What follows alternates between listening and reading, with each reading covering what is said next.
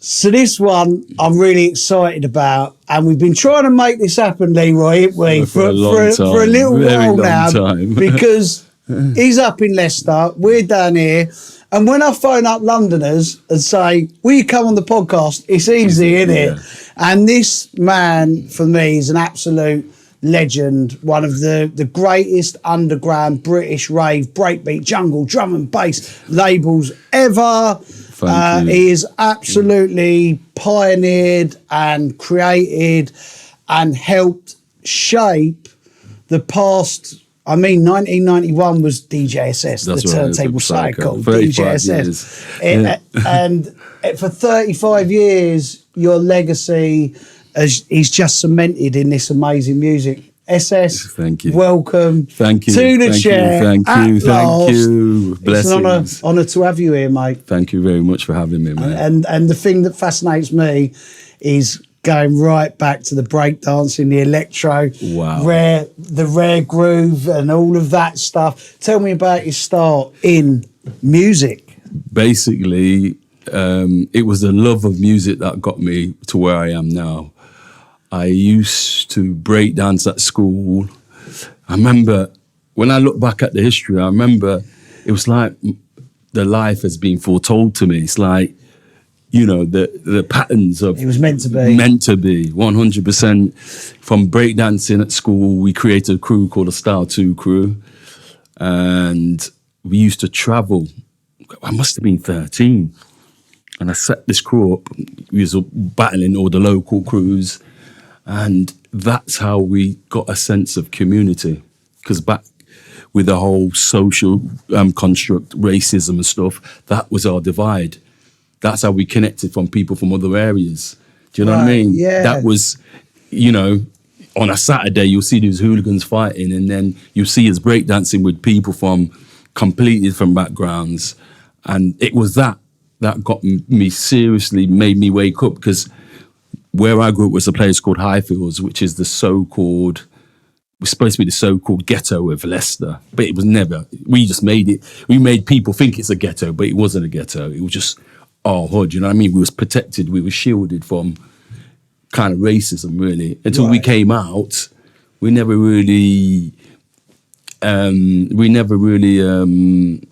seen much of it. To be fair, you know what I mean? We knew it was about. You know what I mean? How old was you in that period? 13. Right. 11, 12, 13. Early 80s? Yeah, early 80s. And that was, we started breakdancing, and that's when we started linking up with crews outside our area.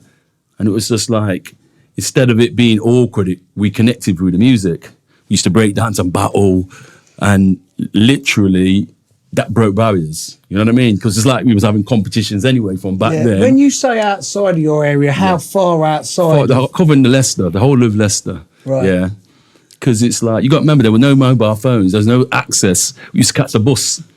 You know, there used to be a place in town called Breaker's Corner. It was just a little corner in the town centre. We used to all meet up on a Saturday afternoon and just battle strangers. And it was just like, imagine that, meeting a stranger back then, and it was like a bit intimidated, but we'd battle each other, and then it would be hugging each other after the... Incredible. You know what I mean? So that's what woke my eyes up to everything. And then we started a breakdance. We got a manager. 13 years old, we had a manager. Ridiculous. Wow. We didn't know what we was doing. We had a manager. We just had a sense of well-being. And we used to travel to the local like working men's clubs. You know what I mean? We used to perform on stage at working men's club. The furthest place we went was Wales. We got a tour bus. It took us about 4 hours. And we just like, yo... And we're dancing. In your early teens? Yeah, early teens, mate. That has blown my... You must have been good. We were good, mate. We were good. I think what it was is we had a purpose. And at that age, I was so focused at making sure, guys, we've got to practice. We had to rehearse. And I was that focused on it because of the love of the music. And then... How many of you was in the crew? There was about, Style 2 crew, there was probably about 6 of us. Right. 6 or 7 of us, a couple of guys in the background. There were about 7 of us. We had a manager and everything. And what was did you have a breakdance name? Scratchingstein. Scratchenstein. That was my kind of like, yeah, no, I had a different breakdance name. I forgot what it was though. But that's what it kind of led up to. So, and our big break was, we got on Pebble Mill at 1. If you remember that. Pebble Mill at 1. Yeah, breakdancing, yeah. Pebble Mill at 1. I remember the whole school, it used to come at dinner time, so the whole school sitting in the assembly hall watching us breakdance. Do you know what I mean? I was like 13. I was like, yo. And then at them, you didn't know what success was. It was just, we worked so hard and we got to a point where we think, okay. And then Pebble Mill at 1. Mate. Is there a recording of that? I've been trying to look for it. That's what I'm saying. Must be in some archive. That's somewhere. what I'm saying. On BBC, yeah. I remember it was probably a proud moment, but we didn't know what that kind of sense of well-being was. We were just doing what we're supposed to do. Yeah. And then from the breakdancing thing, we kind of like used to go into the kind of ravey, clubby scene and beg the DJ play 2 hip-hop tracks. Right. And we used to clear the dance floor and do the breakdancing thing. And it got to a point where, and then the breakdancing thing it just went like that. We won breakdance competitions and the breakdance thing just started to disappear very quickly. Yeah. Can you remember what kind of tunes it was you loved to break to? Oh, yeah. Planet Rock, Egyptian Lover. Oh, Egyptian yeah, all them kind of stuff, you know what I mean? Girls. Yeah. Oh, all the early 80s. On the Nile. Oh, mate. It was that sense of well-being because we knew the music. Because we used to make our own playlists and stuff. I had no clue what we're doing. And that's what it was. When the breakdancing went, we was like, what we're going to do? Because it was all about the music to us. Yeah. Lee, sorry, before you go into the breakdance going down, moving into new paths, how was what was your source of discovery of the music, like radio shows and DJs in Leicester, of the electro and the hip hop at the time? Well, there was a local called Classic Groove. They were the main guys, but they were more housey, R&B, soul, and then that's what it was. What happened then, as we was doing it, we was on our own hip hop crew. I remember this was probably afterwards because I kind of go backward and forward because it all intertwines. So the hip hop thing was a major influence in what we was doing. And then we used to travel to London. Used to go Hammersmith Odeon. See Public Enemy there. You know what I mean? I remember meeting Goldie there at Hammersmith Odeon and seeing people from the rave scene. Before it was the rave scene. Before it was a rave scene. And then when you transfer and you think, I remember you. And I remember what happened drastically with the hip hop and the breakdancing thing, it just kind of died a death so rapidly. And we was like, what do we do?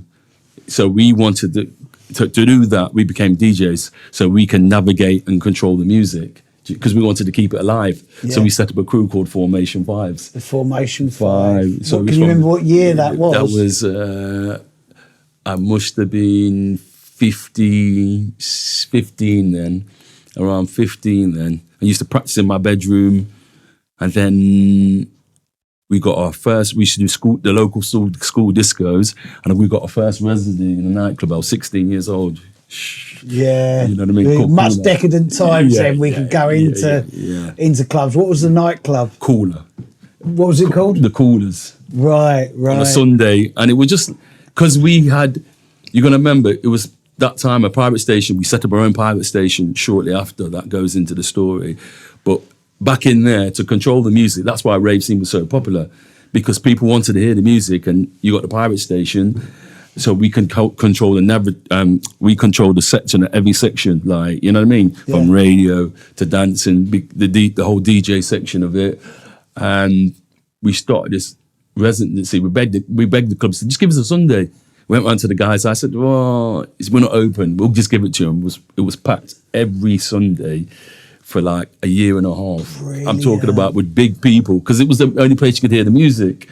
But you're not thinking like that. If I had the knowledge to think how I had there, I know I can't look at time and youth. I'm thinking about what we experienced then in a way, way harder time. Yeah. Do you know what I mean? To do it in this generation, we would be doing It's stadiums. just incredible. Yeah, So what would you say, 88, 89 yes, times? So, yes, it was 80. It was before that. No, right, it was before then. Yeah, it was before every that. Sunday, Yeah, as young teenage. Yeah, we done it for about a year and a half. Big men yet? No, you fit 16 years of age. No, that's right. And you're DJing every Sunday. Yeah. Like across all genres. Yes, it was hip hop, house, R&B, jazz, anything that had a bit of soul in it. Do you know what I mean? Reggae.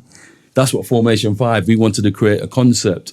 And then from that, we started doing gigs. I met Kenny Khan, Hysteria. Right, Kenny. Yeah. In 86, he used to book road menders. Yeah. He took us over to road menders. We used to take a coach. He bought DJ Cash Money, a hip hop DJ. The legendary Cash Money. And he was promoting from way back then. So I've known Kenny Card from back then. Yeah, because I remember when Kenny first ever booked me and we got talking, and he used to say he used to bring electro and hip hop acts over. Yeah, that's right. In the 80s. That's right. Yeah. Original promoter, Kenny Khan. Big up Kenny Khan. Yeah. He's your original, like, come and DJ for me, not discuss money. Yeah, that's put right. £20 in an envelope and be like, off you go. Yeah. I've looked after you. Yeah. We used to have a minibus that used to come from Leicester, packed back then, and then we done our first promotion ourselves that started like 2001. It must have been 18. It must have been 87. We bought Ultramagnetic MCs over, mate. What? We had no clue. 1987. It must have been 15, 16 years of age. About 17-ish.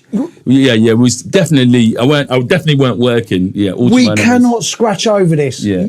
You Yeah. brought They was over on tour. I think they'd done a London show or something, and we got a connection, and we did them. Come to your gig. Yeah. Ultramagnetic MCs. That was our first serious promotion as kids. Our first serious promotion, because we were so into the hip hop. We're like, because Ultramagnetic MC, they were the proper underground. It was like, if we get them here, and we done a DJ competition where there was a guy called Herbie, I forgot his name. He used to mix all the Herbie Mastermind who did all the street sounds. That's the one. Yes.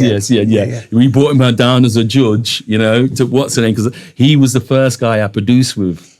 I used to come into his studio. Leroy. Every time I do these things, my mind is blown, right? Yeah. Fantasy, I love you, brother, and you blew my mind, but Leroy has just right, so we've got two things to unpack here. First, Ultramagnetic MCs travelling at the speed of thought, funky, mentally mad, all of those incredible records, that chorus line, all of that stuff, right? Yeah. What was it like booking them and having them in Leicester? They were amazing to us because they'd seen us as kids. And we got about 300 and something people. We lost money on it, but we didn't care. We just collected our money in our part. We did it at a venue Starlight like 2001, and it was a culture shock to us because we had no clue what we was doing. We were just, photocopying flyers. Yeah. Do you know what I mean? Photocopying flyers, putting them everywhere, and that experience definitely woke us up. We were doing that, and I think it set us back a bit because when you're at that age and you lose money, you're thinking, wow, I could have bought a load of sweets with that. You know what I mean? I could have done loads of different things with that. How at that age did your crew, first and foremost, can you remember how much you paid Ultramagnetic? £850, something like that. 800, and there was 4 or 5 in the crew? Because at the time, I don't know. I think only 2 of them came over. I think it was only 2 of them that came over. And it was my partner at the time, Idris Hassam, because without Idris Hassam, I won't be SS, I won't be here. Is he older than you? Just about a year older, maybe. Yeah, I'm just, my mind is just trying to comprehend these mid-teen young men. Well, I think I must have been about 17 thinking about it. Mate. We put in on it. But I was a YTS on a building site. I was bricklayer. I'd done sitting in guilds and bricklaying. And I had this when you're out on site and you've got a graft at that end, graft at that age, it gives you a mental stability of work. Yeah. You know what I mean? Because I'm in a different world every day, not suffering from racism, but sensing, people talking, sensing that definitely when I was in the building trades, and it toughened me up. Of course, because it's such a macho world, isn't it? The way men talk to each other as it is, so I completely and utterly get that. But that toughened me up, definitely. I'm glad I did it because I experienced coming from my ends and having to catch 2 buses to get to work. You know what I mean? I get 2 buses to get to work and being in the real world. It definitely. So when I got my business head on, I'd already been for that grafting kind of like, School of Hard Knocks. Yeah, School of Hard Knocks. And from there, the whole concept of setting up formation, and I got laid off 1 year. Right. Yeah, so I got laid off 1 year. So my DJ, and my friend Idris, he used to meet one guy to buy imports. Yeah. Back in the day. Yeah, and he used to sell into the thing here. Come on, he used to rub the cellophane across your jeans, right? Oh my I can't get to formation yet. No. I've still got to unpack. No. I've got to unpack Herbie and Ultramagnetic. Yes. So how is your, inspiration, your foresight, your want, your need, because you touched on it was just meant to be. It was meant to be from breakdancing. At 17, you and Idris just go, we're booking Ultramagnetic. Can you describe now with with hindsight what you was feeling, what you was seeing? If I go back to Idris, the story about Idris, he had a business mentality from a very young age. He was a hustler, he was an electrician. Then he used to just get these records and just sell it to the local DJs. And then, because I used to, always get records from him, I got laid off from the building side. I was heartbroken, about 18. Yeah. And I'm like, what am I going to do? I've trained since 16 to 18 and a half. And they said, 1 winter, we ain't going to work for you. I'm like, but I was like, didn't know what to do. Spoke to him. I said, bruv, I'm not going to be able to afford records. So he's like, don't worry about it. I'll just get them for you and just pay me back when we start DJing. So that's what they did. He funded the career by giving me the records. Wow. Do you know what I mean? And then we became partners, DJing out. And he was like, whatever tunes you need. Because I had that fire and he was quite laid back. Yeah. So it's like, yin and yang. And then he said to me, got an opportunity from the record connections. We've got an opportunity, Ultramagnetic MCs. He said, but you got to find £350 and blah, blah, blah, blah. I'm like, you've tried to work out the match? Yeah, let's do it. And we did it. And he always had that next level insight. And Ultramagnetic MCs was amazing, to be fair. They were really, really good to us. You know what I mean? The experience, because since then we've worked with many, many artists bigger than that, and it's just been a nightmare. Do you know what I mean? Yeah. Mate, Ultramagnetic MCs. It's literally like so many people who follow this podcast grew up on hip hop, grew up on electro, and it's a rite of passage for 100%. Brits who kind of then went on to house and hardcore and jungle and breakbeat and rave, etc. And to just hear you say how young you and Idris were and you got in on their first tour, because there's footage of them at Dingwalls on that. In my head, I'm piecing it together the first time that they come over. That's right. It was there. That would have been that tour. Yes. That would have been that tour, and I'm very inquisitive about all of my peers' careers before the rave scene, and that is just an absolute magical nugget that gives an insight into your positioning and what was meant to be for you and Idris. I look at there's so many things that foretold this story. When I look at the ups and downs of it, it was God in the making. There's no other way to explain it, because from the Ultramagnetic MCs, but before that, because I must have known Herbie before that, because I want to get onto Herbie. I invited him to the show to be a judge, because we thought, oh, we got a stage and a platform. Let's get some new talent, new artists. And we did this DJ competition thing. But I linked up with Herbie Hancock. No, Herbie Mastermind.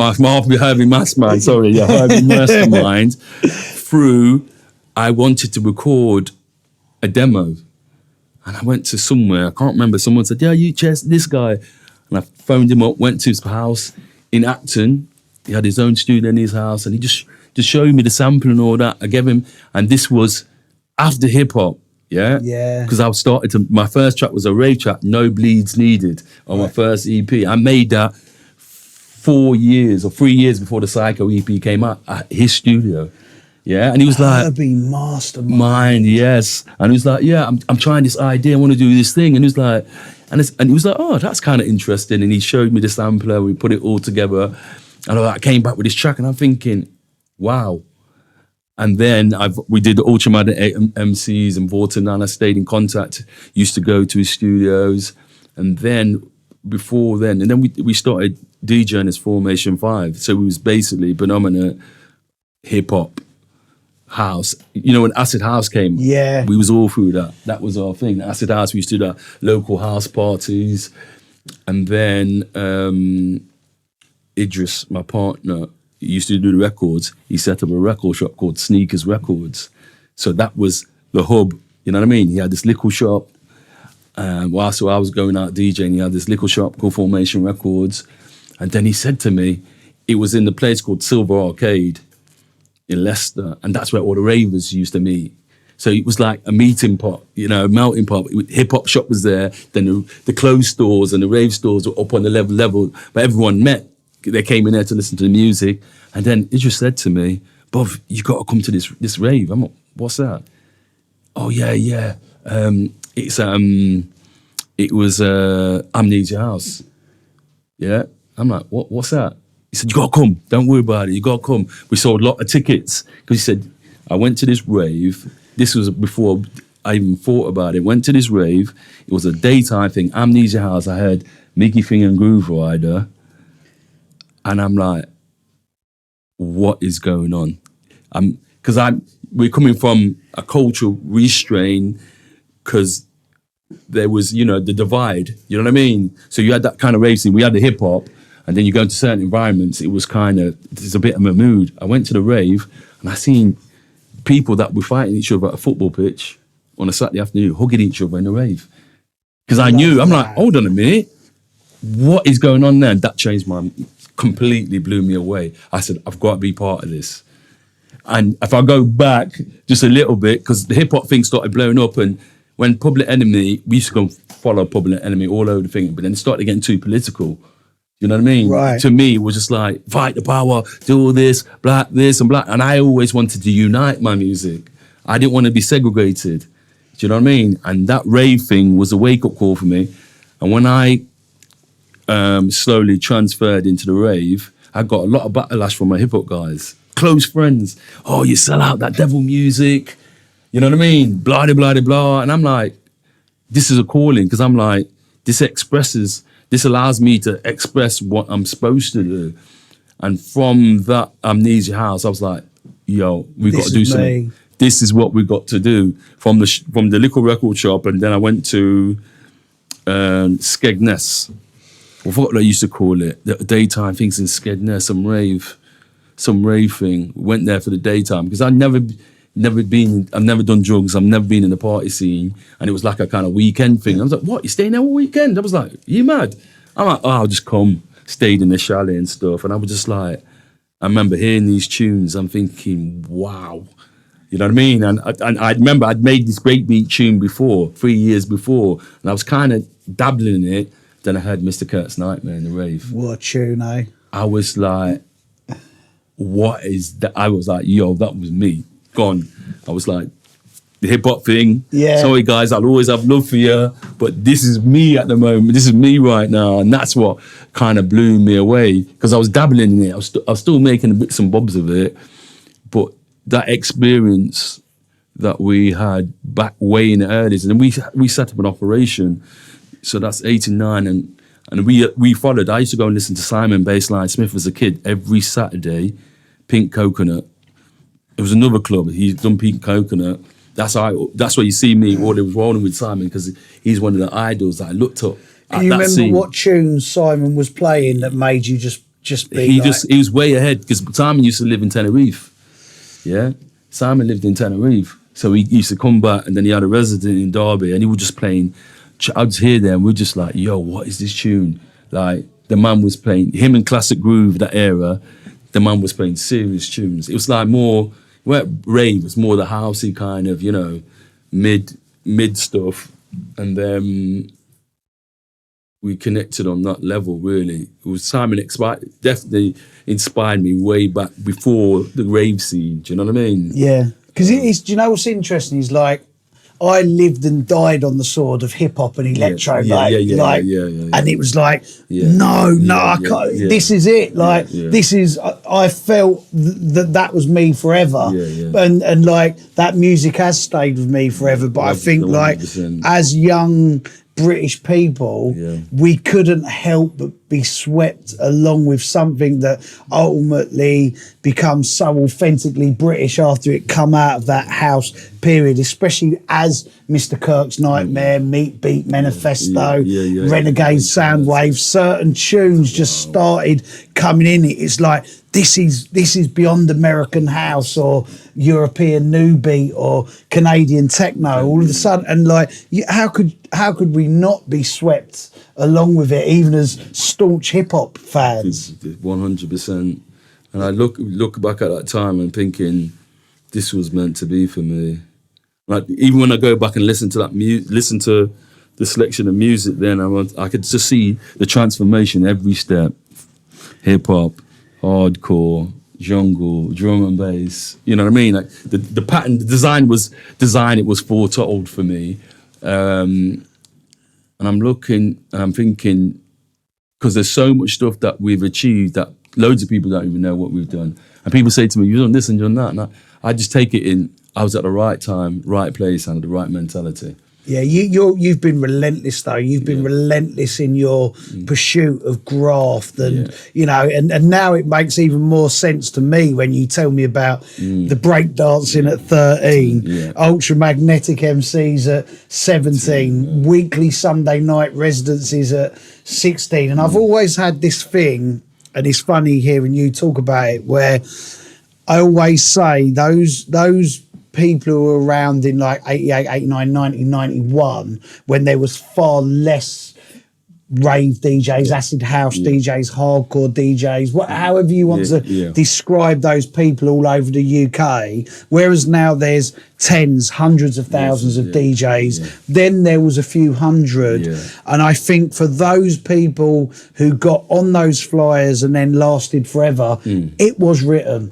It was that artist's personality, that artist's musical inspiration, it was written for all of those, whether that's you, whether that's Mickey Finn, whether that's DJ Dougal, whether that's Slipmat, whether that's Top Bars, everyone, it was written 100% from the moment their personalities went into those raves. 100%. And I didn't get in this game to making money. I got in this game for passion and love of it.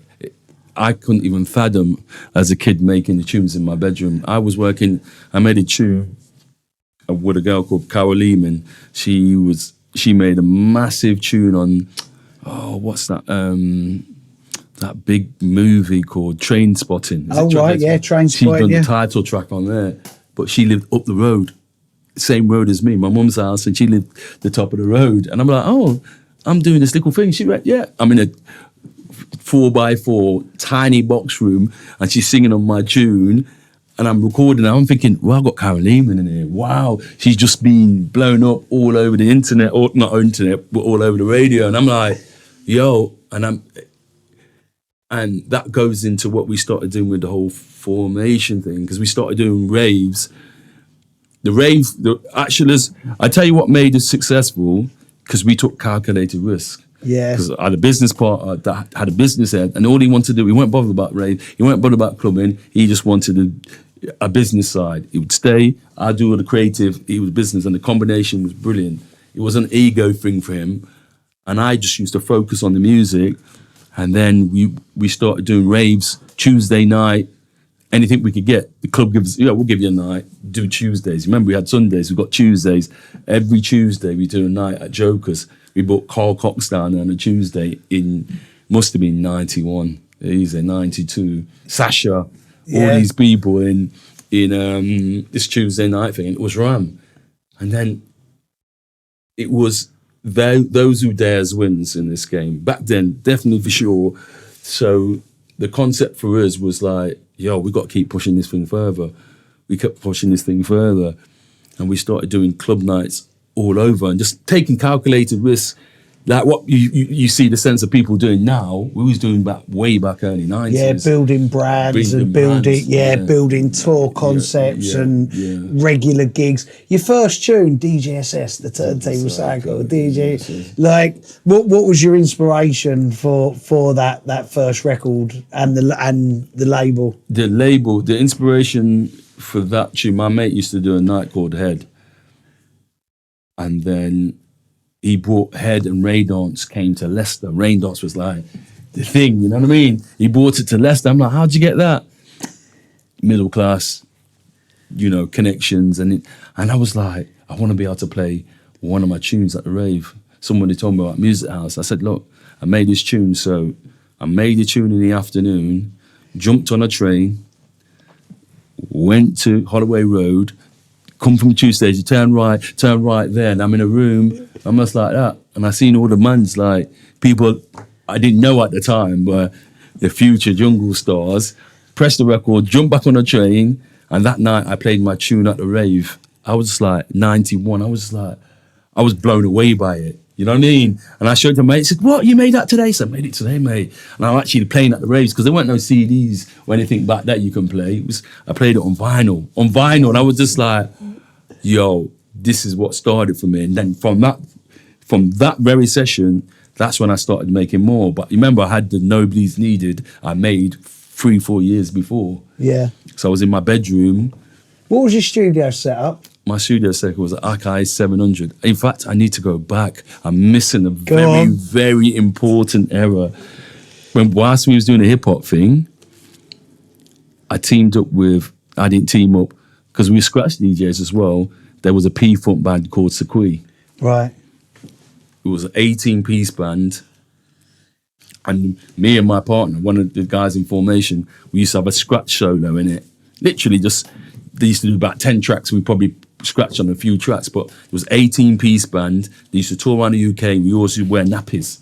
That were black guys in nappies. And that was the concept. But just being around that environment with proper musicians, that's probably the most important thing, with proper musicians rehearsing. You know what I mean? Like, yeah, you got to be here this time. You remember, we only like a 2-minute solo. We had to stay there for 2 hours. Yeah. Watch them do the thing, and that gave me a sense of purpose. Like, yo, no matter how small your role is. So we used to tour around the whole UK, American air bases, and then we had gigs in London. We used to play Limelight. I played Limelight in the 80s, bro. Limelight in the 80s. Limelight, bro. Got brought up on Fantasy's interview. Joe Labyrinth, I think Fabio mentioned Limelight. Limelight in the 80s. Can you remember that experience? Yeah, it was amazing, man. It was just coming to London and seeing the lights and thinking, yo, we're playing in that club and rehearsing, and it being packed for a band from Leicester. Packed. And then from there, we got the Brixton Fridge. We must have played about 4 times.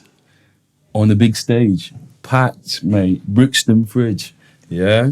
And my worst experience is being at the Brixton Fridge, because I had my turntables, and after the show was packed. 2 experiences. Done the show, I met my girlfriend at the time at the show, and then we unloaded the van. Whilst we was loading the van, I put my techniques there, went in, because you had to go back and forth, came out, someone stole my decks. I saved up for half a year. Yeah, bro. I was You are joking. 88, that must have been. Oh, mate. Stole my decks. I was heartbroken. And you know who I bought the decks from? Go on. Rampage. Right. I went round his house. He sent them. I went round his house and bought my first turned 1200s off Rampage. You are the first person I know to have a bad experience with a fridge. And this is while we're talking about things meaning to be, right? Fridge is my favourite ever venue to promote events at, right? Me and Sonia have promoted events there for decades, right? And we always say as a good luck charm for us every time. You know, promoting's hard, but we always do good at the fridge. And there was a time in the fridge in the 90s where it was used by lots of like the trance events, the house here, hard house events. We used to go and see Soul to Soul there. Soul to Soul were there. I watched a brilliant thing where, you know, EPMD, they used It's My Thing, the It's My Thing bass and breakbeat. They got that from going to hear Jazzy B DJ at the fridge, and they never knew that tune, and Jazzy B was playing it, and they leant over to the decks and said like, what's that? And they said, oh, it's This My Thing, and then they went back and made that tune. But the fridge, I found out from lots of like travelling hippies and people who are into all of how the you know, fate and stuff like that, and apparently the fridge has a ley line underneath it that goes through the UK that brings it a good luck charm to it. So you're the first person No. I'm not. The fridge. This happened outside. Yeah, but that was my worst experience because I was so young. Yeah, and I saved up months to get them turntables. Heartbroken. Well, you would have. I've been heartbroken, but the actual show was amazing. Incredible. And after that, I went back and I used to go Soul to Soul at least once a month. Yeah. Used to go see Soul to Soul at least once a month. That experience from the band, because I'm missing a very important point, because it wasn't, there's a guy called Stan Samuels, who was basic me, the leader, pulling all the strings, and then we're doing all the band rehearsals, and I'm like, we got rehearsed. I'm like, and you're there as a kid, and you're there for 2 hours, or whatever, and all you're doing is you have to wait till your song comes to do this. And we used to sit there and I'm thinking, and then he went, you gotta come around my house. Went round his house, he said, got rehearsals. I'm like, it's like a 1-bedroom flat. And he pressed the button and the band played. I'm like, yo, where's everybody? I'm like, yo, it's a computer. I went, what are you on about? Yeah, everything's playing from the computer. I said, what's that? Cubase. I said, yeah, bruv, I said, oh my days, that's changed everything. I said, 6 months, within 6 months, I had my studio set up because I seen that, I was blown away. Yeah. Imagine just pressing a button and the whole band played. I was like, whoa. And he showed me how to do it, got the Cubase program, bought a laptop, and that was the game changer. So this goes back to the equipment you made your first ever tunes on. First ever major tunes on. And then I got my setup at home. I got an S750, I think it was, my first sample. You got about 6 seconds, 3 seconds. And that's how the Psycho EP was made. Because if you listen to the Psycho EP, one of the tracks, I pressed the bum note. People don't realise, but if you listen to it, I think it was a wrong note in the tune, but I didn't know how to delete it. Right. So I've just pressed it. I was like, oh, whatever. And I've just pressed it because everyone was green. It's so rough, rugged and raw, that. It was also rough, incredibly rugged. Rough. And DJs and Turns Outside, but I sampled that, put the thing in, I was just looping it. I thought, oh, that sounds cool. I wanted to use that as my intro. That's the only reason I had it, from my intro, that I put it on the actual record. But it was Stan Samuel who got me into Stan, big up, because if it weren't for him, I wouldn't be where I was now, because he introduced me to the production side of music. And then we rented out his flat. That was Formation Studios for like 2 years. Right. And I remember getting Mickey Finn down to do a remix. Big Mickey Finn, and then Mickey Finn done a remix. And then Mickey Finn slipped on the studio floor in a sleeping bag. And I remember seeing this big Mickey Finn. I'm just like, we got Mickey Finn in the studio and it's curled up in a sleeping bag like that. And I'm thinking, I'd always give Mickey's respect, man. And that era there kind of set us off, because when I set up the studio in a bedroom, remember trying to get in contact with everybody was a nightmare because there's no internet. It was very scarce.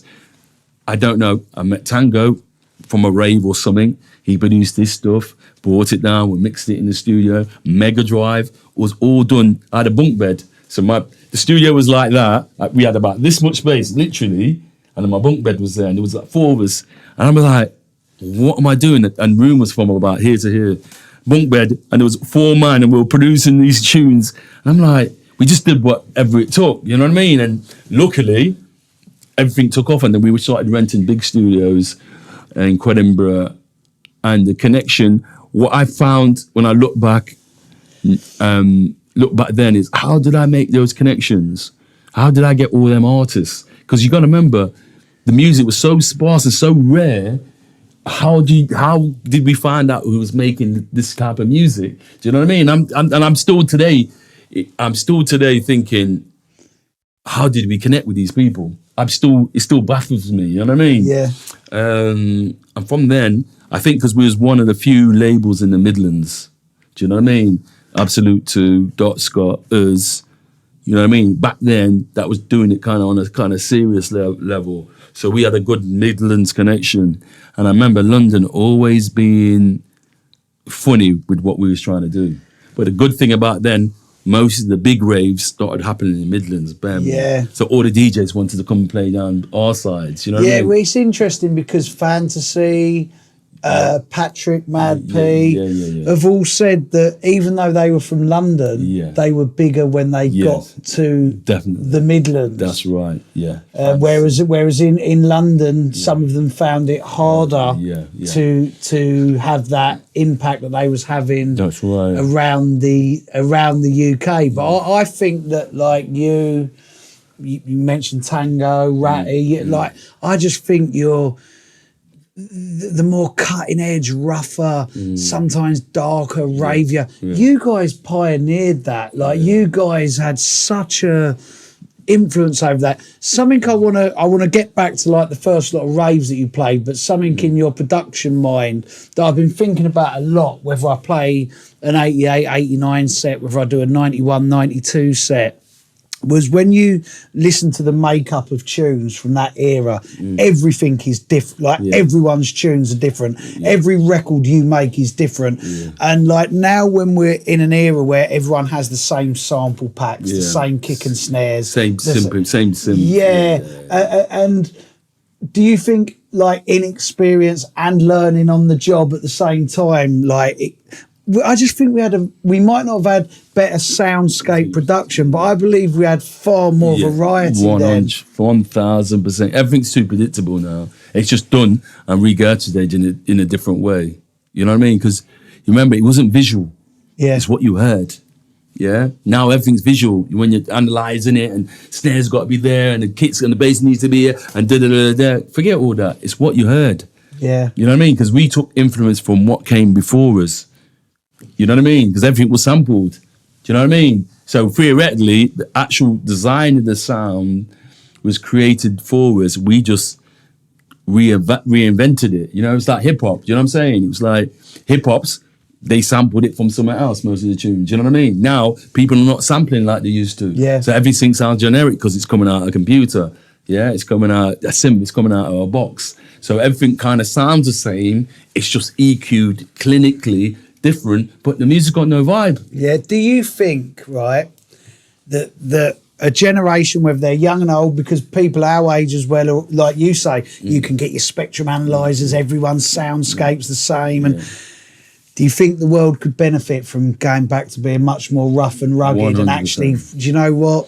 100%. Let's not follow the spectrum analyzer. Let's not follow let's not use the same sample packs that everyone's buying, and let's just like be more rough and rugged. And who cares? Do you think there's a space for that? 100%. You got to look at it from a life's perspective.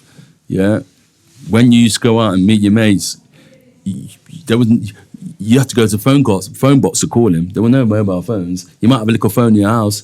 Is Jimmy in? You'd walk across the state. Is Jimmy in? No, he's not in. Or throw stones at the window. Yeah, and you'd come, and you walked across the state and say, he's not in. And you'd be cool because that's what the norm was. Now, if you text him and he's not replied in 2 seconds, everyone's like, So it's a mindset. Yeah. Yeah? It's a mindset in life. You know, and we'll go on to that a bit later. But from the musical perspective, I made all my good tunes via sampling. Yeah. So I can make basses and make stuff like that and go in deep when I want to go in it. But when I look at it from a time perspective, everything's so disposable. You put your tune out, you make your tune, you spend all that. You remember when we made our tunes back in the day, it used to be on your mixer for 2-3 weeks. And you'd have your tape. Yeah, that's right. With what each EQ was. And you couldn't touch it because it was like the bass, 2 decibels, too much. You know what I mean? Everything was laid out and it's like, oh, the mix ain't right.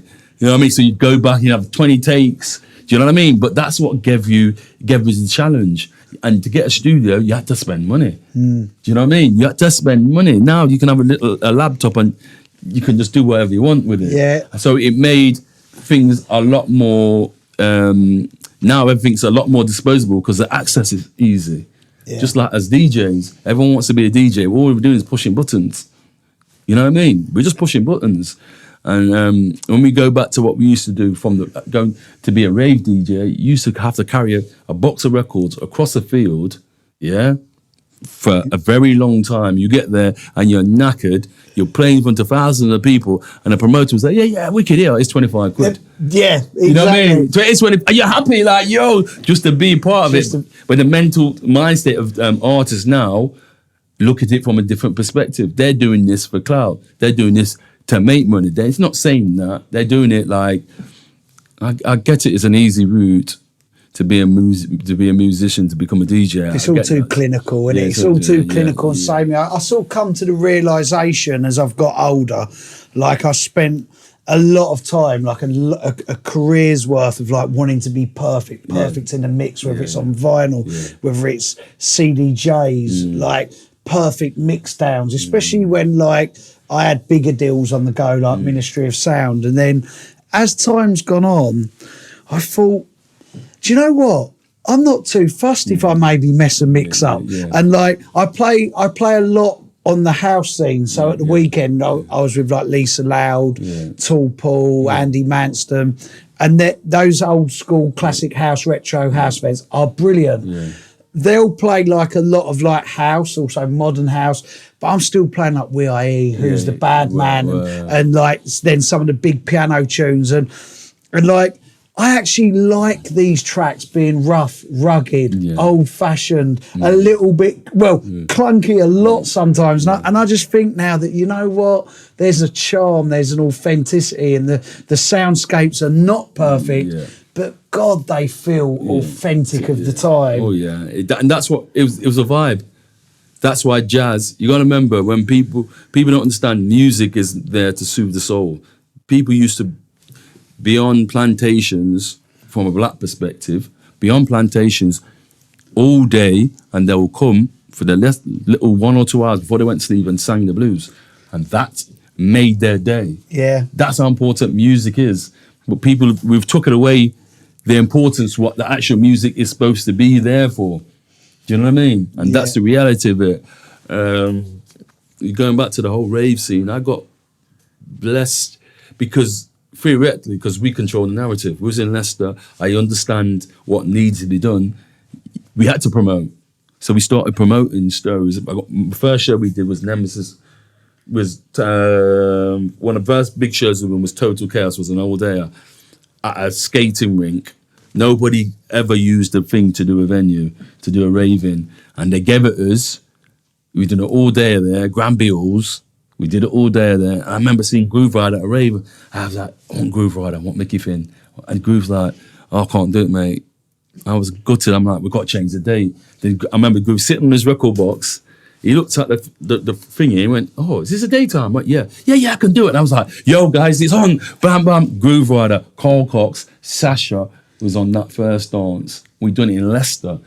Nobody had ever seen nothing like that. At a venue that had never been used for a rave. And I remember putting on that event, like, we've made something special here. Can you remember how many people come? Yeah, they've got to be in 800 to 1,000 easily. Probably even more, 1,200, because the queue was around the block. And I remember seeing my hip-hop mates in the queue. Yeah, what you saying, yes? Yeah. So, what, the one you was calling devil, the devil worshipper? Yeah. Forget you. And I remember these men I grew up with, but they gave me so much stick from the thing. I said, I'll see you in there, mate. We did that rave and it changed the whole Leicester landscape. For sure, it changed. And from then, once we did that rave so big, there was over 1,000 people. People started realizing there's money in this rave scene.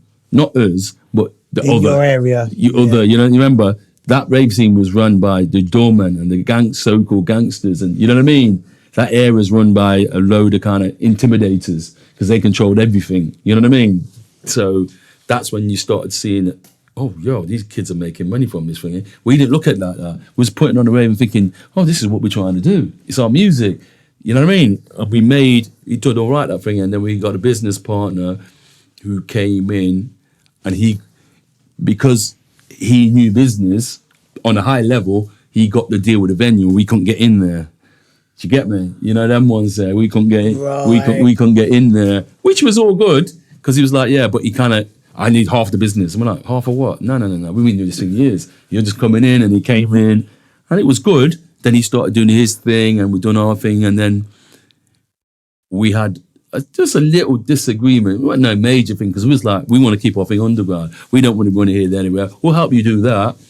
And then he came up to us and said, we got Donington Park. I went, what do you mean? That big place where they do Monsters of Rock?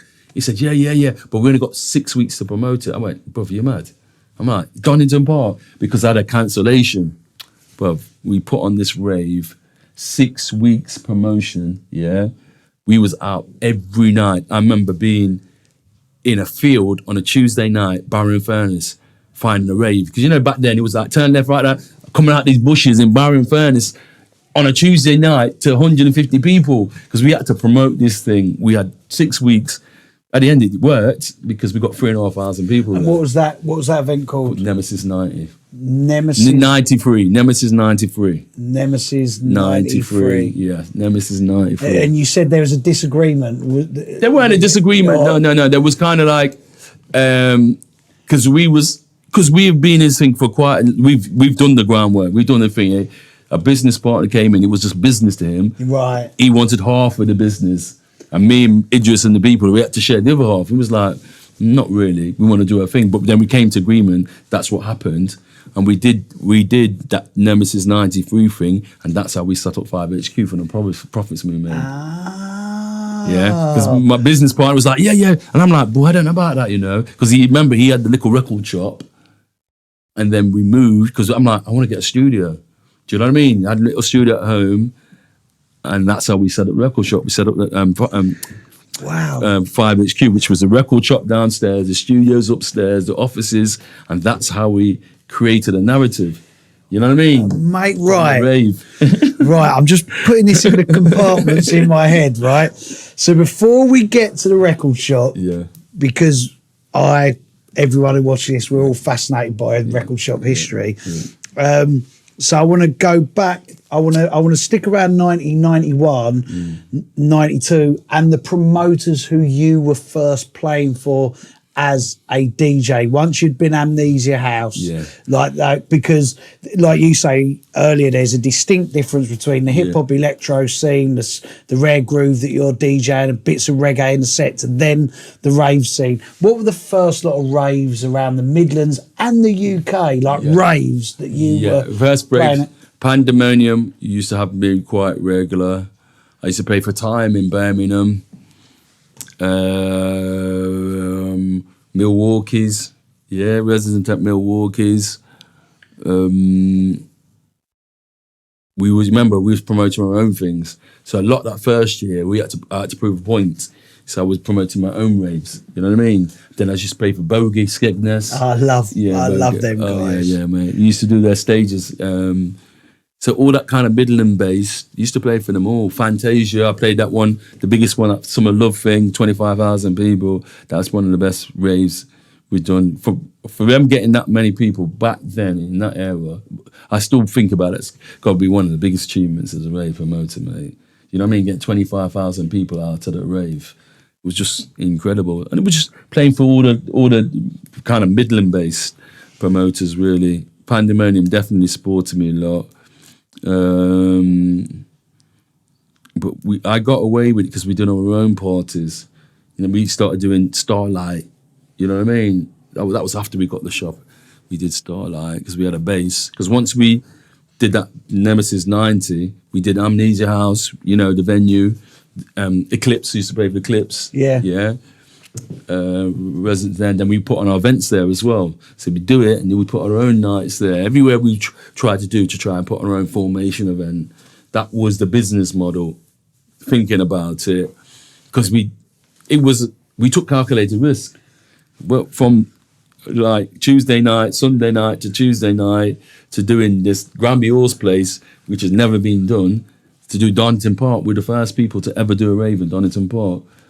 Nemesis 93. First, and when I look at about it and the production, it's the production we put in there, and there was all connection from hip hop, because there used to be a Happy Park festival in the summer. We used to always do the little stage takeover in the summer, and the production woman was like, oh yeah, you do this, and I brought her in to do our rave thing. Do you know what I mean? Because she's like, oh, setting up, so I'm just like, I just use my head. I think, who used to do that with? Yeah, we use her, and we put the big, massive production, because you got to remember, we only had 6 weeks to fill a hall of that size. Yeah, so we put a stage in the middle, do you know what I mean? 360 kind of stage, put loads of like stalls. Must have had about 50 security. It's crazy. You know, when we look at that, I've got the video of that as well. Brilliant. So see them, like just them names you're mentioning, like Pandemonium, Milwaukee's, like Amnesia House, all these raves. What was it like DJing in that golden era of like? It was amazing, bro. It was amazing. Scene. I remember the first time I played with Pandemonium, I think it was up in Stoke somewhere, and I played the worst set I've ever played. Decks were jumping. It's embarrassing. I remember it to this day. One of the second worst sets I ever played. It was horrible. And for some reason, I don't know, they liked my mentality or something, like they brought me back.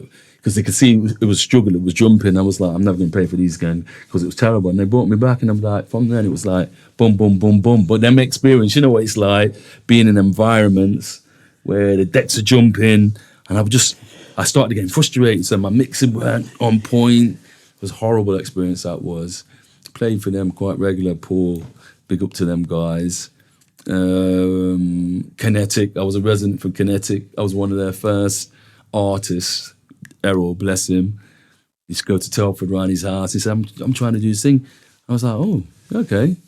So he was one of my first agents, Errol, from the whole Kinetic thing. So I was lucky to be part of working with the right people. And you remember I had that mentality before, being leader mentality, you know what I mean? Pushing the boundaries, not sitting and waiting for a go call. Yeah, what you got on? And hustle.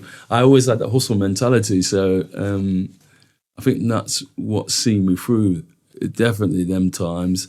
But the biggest thing I'd say, because you look at the most successful people that stayed at the test of times, are the really great DJs, or the people that have promoted a brand that they've continue to be able to, when things are quiet, let me try taking calculated risks. Yeah. You understand what I'm saying? They're the people that you can see, and the other people are just loaded other people from where are scrimping and scraping, because they weren't prepared to take certain gambles, because there's so much competition in going what we're doing now. So especially in the modern day, like being a DJ just isn't enough. No. But at whatever level, like I say this in this chair, I say this to my friends, my peers, all of us, every one of us, like the phone would go and people would want to book us for a set, but it's all that other stuff that goes with it. So it's like, you know, I was saying to Fabio, like with their orchestra. So you have things like that that going on, and then you have like people who are DJing every weekend, but also doing their internet or the radio shows or podcasts. You with your tours still all over the world. It's not just you can't just.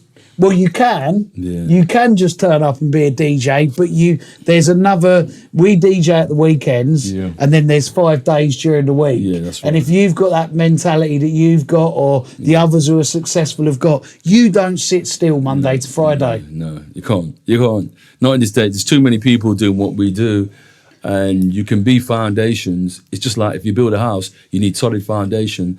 But if you don't repair the roof, you don't clean your windows, you don't maintain the house, your foundation's always going to be there.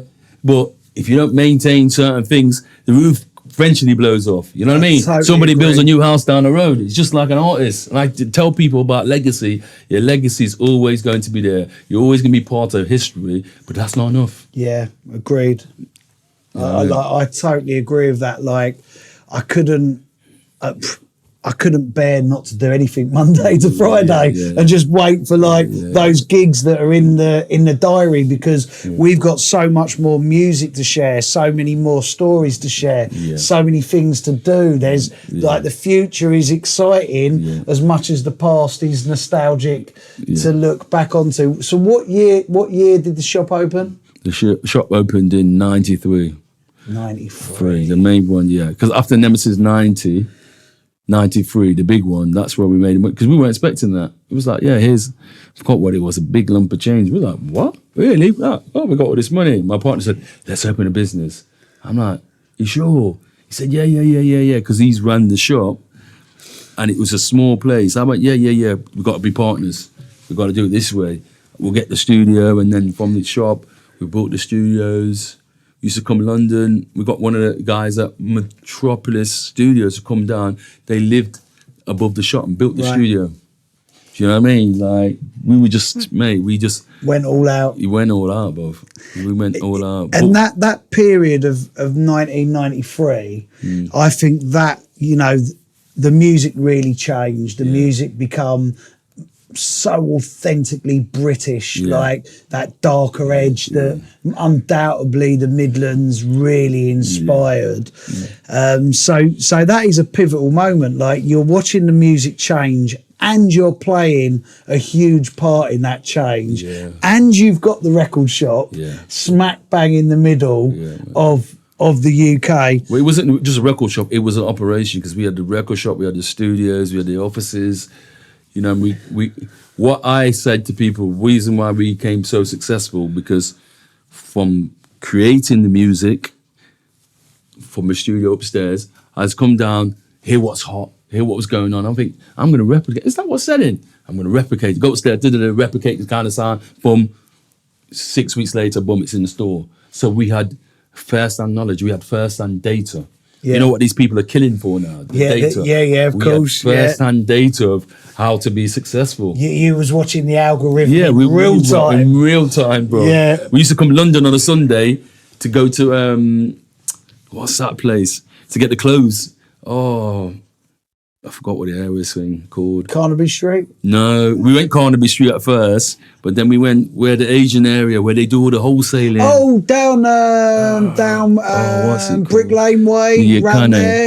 Yeah. What's that area called? I know. We used to go there every Sunday. We'd come back, boom, load the shop up, and then, because it was like... With clothing? Yeah, with merchandise. Our merchandise, we was one of the first people to have a merchandise catalogue. We had like 10-page merchandise, and because we was doing the shop, we had the shop. Then a guy came in. He said, I do merchant. I'm not really. He said, don't worry about it. I said, we don't want to. He said, I'll give you demos. One of everything. Blah, blah, blah, blah. Everything new. Anything, hats, any kind of style or anything, what was going on. He was up. He came and said, yeah, you like that? Boom, boom. We'll do 20, put it in the shop. And from that, was just like, yo, okay. And then the merchandise catalogue became absolutely right, so you were coming down London, buying the t-shirts, the hats, and then getting them printed. So you were Brick Lane or Petticoat Lane, somewhere like that. We weren't getting printed. We were just buying the trendy stuff for rave wear. First, and then this guy came in the shop and just said, "Oh yeah, I do this merchandise stuff." And we're like, "Oh, we'll try some t-shirts." Sort some cheap. They went. Jackets, you know, the MA2 jackets. They went. Then any kind of thing that came out, hats, mugs. He was on it way before anybody, and we had to deal with him. He does it kind of like an SOR. He just took a cut of the profit because we were selling in the shop. And that allowed us to free up to do other things. Because we had that mentality of pressing records, and we had the record store. Then everyone would come with the MA2 jackets and then the tape packs. And it was a really good time. All the main DJs in Leicester had worked behind our counter at one point. What DJs did you have behind? We had Master Save was the resident rave DJ, DJ YE, best reggae DJ was Black Vinyl Magic. We had Schoolboy Simon Phillips, who's Of course. Yeah, Simon Simon Phillips was there for a bit. Yeah. What? And then we got to go back because we set up a radio station, Fresh FM, before the rave thing. We had our own radio station called Fresh FM. So that's how we connected from the hip hop thing. And then we like, yo, let's do a pirate radio station. We used to be on top of the tower blocks, putting up the aerials, and then it was just the community. We brought everybody together. So when we did expand to that other level, it was quite easy because we had the connections because we'd done it through the period. I just missed so many different points, pirate radio station. That's Fresh FM. That was really good for a community. Yeah. You know what I mean? Was there any other pirate stations in Leicester at the time?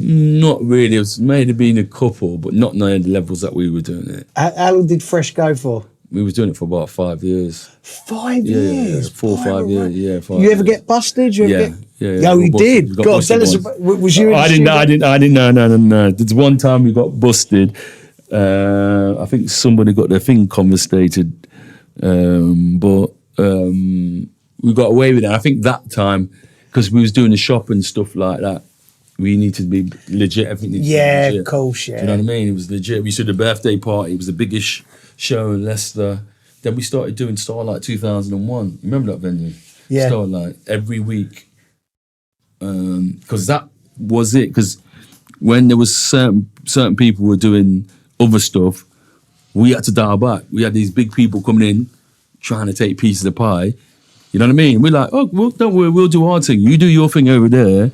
You know, that kind of gangster mentality. We'll do our thing over there. Because that's all they knew. And they did it correctly. There weren't no kind of dodginess about it. We said, we're just going to do our thing. We're just doing our little rave thing. And then certain clubs and certain venues were doing their thing. We'll have 800 people in our club. Every week, minimum 850.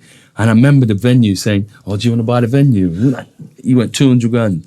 And we was like, nah, we're all right. But we made that probably in a year. Do you know what I mean? By doing the raves and that, we should have bought the venue. How long did that event run for? We ran it for, we ran it for, we got 4 years, 5 years, easily. And then it started, more raves started to go on and it wasn't sustainable. You know, Carl Cox played my birthday party in 1993. I get Carl Cox £250. Yeah. He was like, yeah, come down. Yeah, Carl, you know what I mean? Blah, blah. I give everybody the same, you know what I mean? And it was just, when I look at the flyer, I think I'd Sasha had all these people on my birthday party, 1993. How much did you pay Sasha? I don't know if Sasha was on it. Carl Cox was on it. Carl Cox was definitely on it. Yeah. Groove, Fabio. I'd give everybody a flat rate. Do you know what I mean? Everybody it's mad when you think about it now. Some DJs really are $250,000. No. You've paid them 250 quid, not 250 grand. It's a fascinating moment in time. You remember, we was all part of the same era. Carl Cox, Sasha, Fabio and Grooverider, Mickey Thing. We all used to play the same rave. People don't understand it. What? It said, yeah, because it was just rave music. We all used to play the same rave. Prodigy. Yeah, remember, it's Prodigy and Enjoy. The main PAs back then. Do you know what I'm saying? Yeah. Prodigy and Enjoy. Prodigy was paying that party where I cut the dub plate. Head meets Raindance. Prodigy was a live act on it, mate. And I was thinking, wow. And you look what they've gone to achieve from the rave scene, to look what they've gone to achieve to be one of the biggest acts of modern day electronic acts of all time, bro. Do you know what I'm saying? Yeah, mate, it's absolutely, it's incredible. Yeah. Can you remember the vibe of the record shop on at the weekend with everyone coming in for their tickets and their records? Mate, it was just, on another level. We had the information centre. Everybody and their dog. People say to me, my uncle used to come to that shop.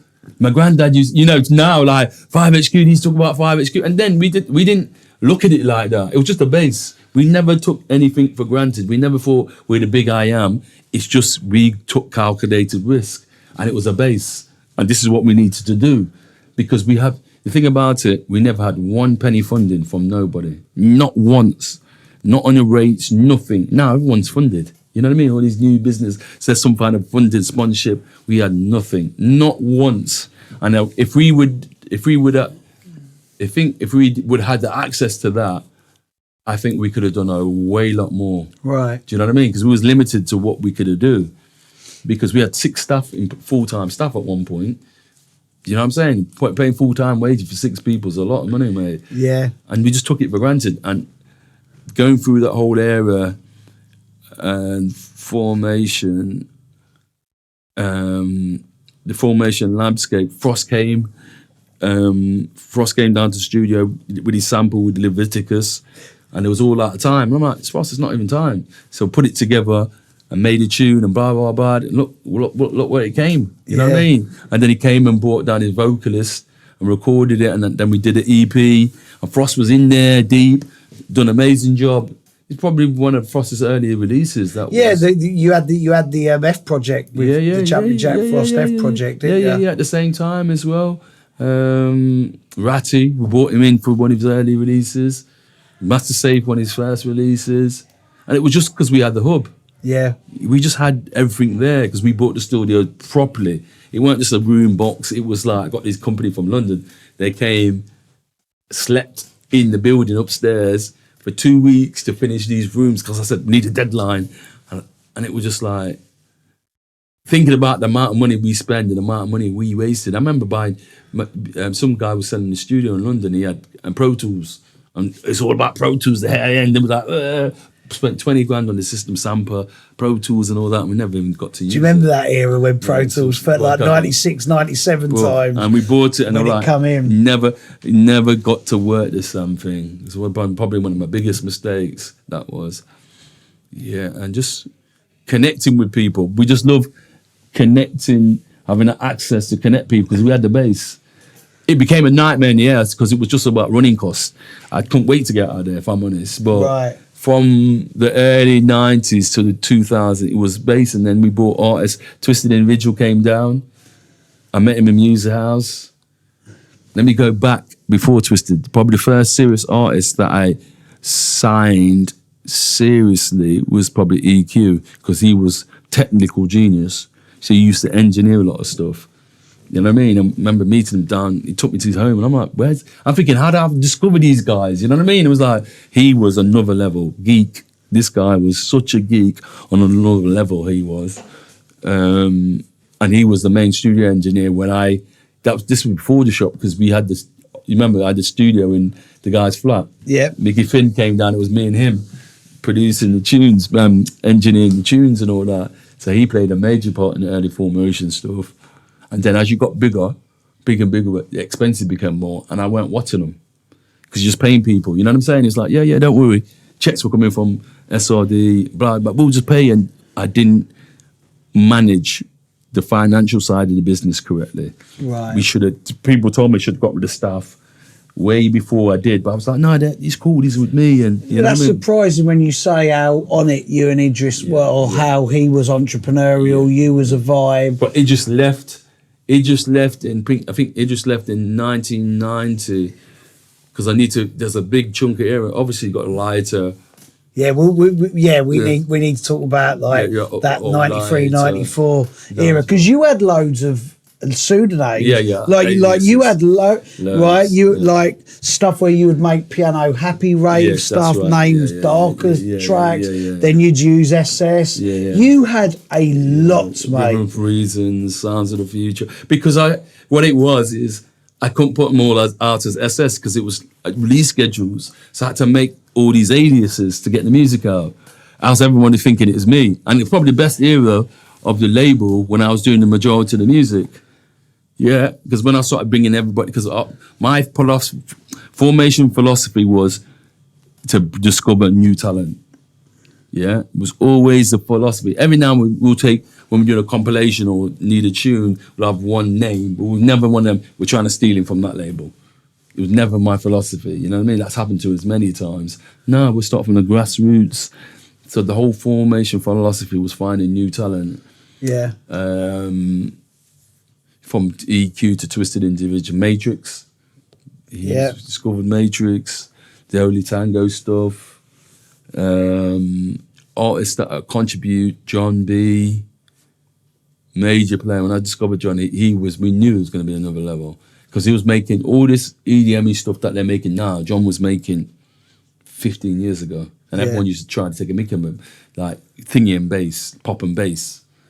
He was doing now it. It's a thing. Now it's a thing. In that sort of that 93, 94, can you remember something like how many of your aliases can you remember and the styles that you put to? Yeah, Dark Man was Dark Man, yeah. Sounds of the Future was kind of like the kind of jungly kind of thing.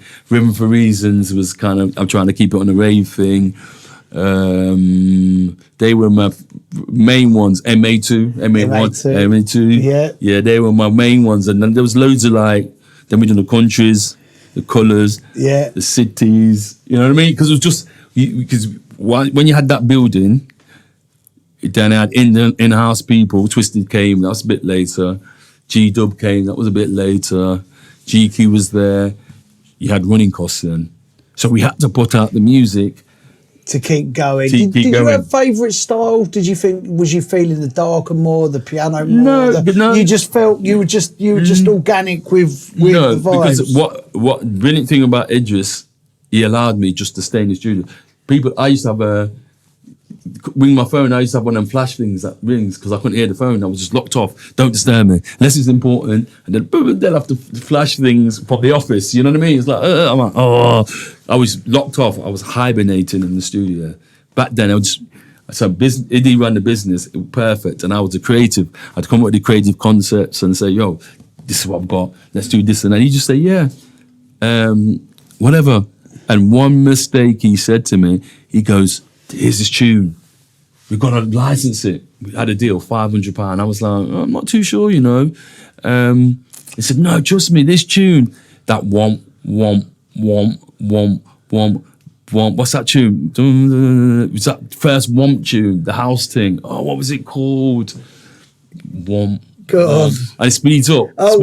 Speeds up. Oh, whoa. Oh, that was a Timo Mass. Was that Azido the bass? Boom, boom, boom, boom, boom, boom. That's the one. And then that's the one. The riff beat. God. Yeah, that's French one. We was the first one. We got a licensing deal on that to bring it to the UK because it was a French label. Right. And my partner was like, yeah. And I was like, I'm not too sure, you know. He said, you want to do it? I said, brother, I'll leave it to you. We didn't do it, mate. Right. Look how big that tune was. Acido the bass, Timo Mash remix. Yeah, that's what I mean. Yeah. That tune. I was like, we had a deal with Mark Morrison. Of course, because he's from Leicester, isn't he? Leicester. And the funny thing about... Hey, I never knew Angie Brown, who did Bizarre Inc. And she done... vocals on Mark Morrison, Return of the Man. Oh, did she? I never knew that. I was watching an interview with her the other day, and she sung on. Oh, wow. Yes, I didn't know that. Sorry to stop you there, mate. I just wanted to share that as you brought up Mark Morrison. Morrison born in Leicester, and it's a funny story. Go on, Return of the Mac. Mark Morrison was kind of from the ends. He came in later, you know what I mean? And he came, and his manager was good friends of mine, said, we're going to put out this tune. He said, yeah, because we had an R&B label at the time. I'm going forward, but I'm going to go back because it's a funny story. And then we're just about to send it off to get mastering. I had the contract to Mark. He went, I don't sign contracts. And I went, what do you mean? And this time it was just new artists. We had no release. It was crazy. The track before Return and the Mac. Right. Yeah, and I said, I don't put out tunes. I just walked off because my studio was upstairs. And I was like, well, we're Formation, you know what I mean? And look what he went and done. Yeah. You know what I'm saying? It's like crazy. So it was like, yo, over thingy, because I could have said, oh yeah, I could have worked a deal. I said, no. Then I was just militant. No, you ain't signing paperwork, see you later. When he went upstairs and I just left him. And then he released that crazy track and that opened the door for Return and the Mac. Yeah, I remember him going to Dielectric Club. Yeah. Oh, so there's two things in my brain. Yeah. Right? Diehard, amazing. Obviously, drum and bass is worldwide, and we've seen so many events and brands travel the world. Yeah.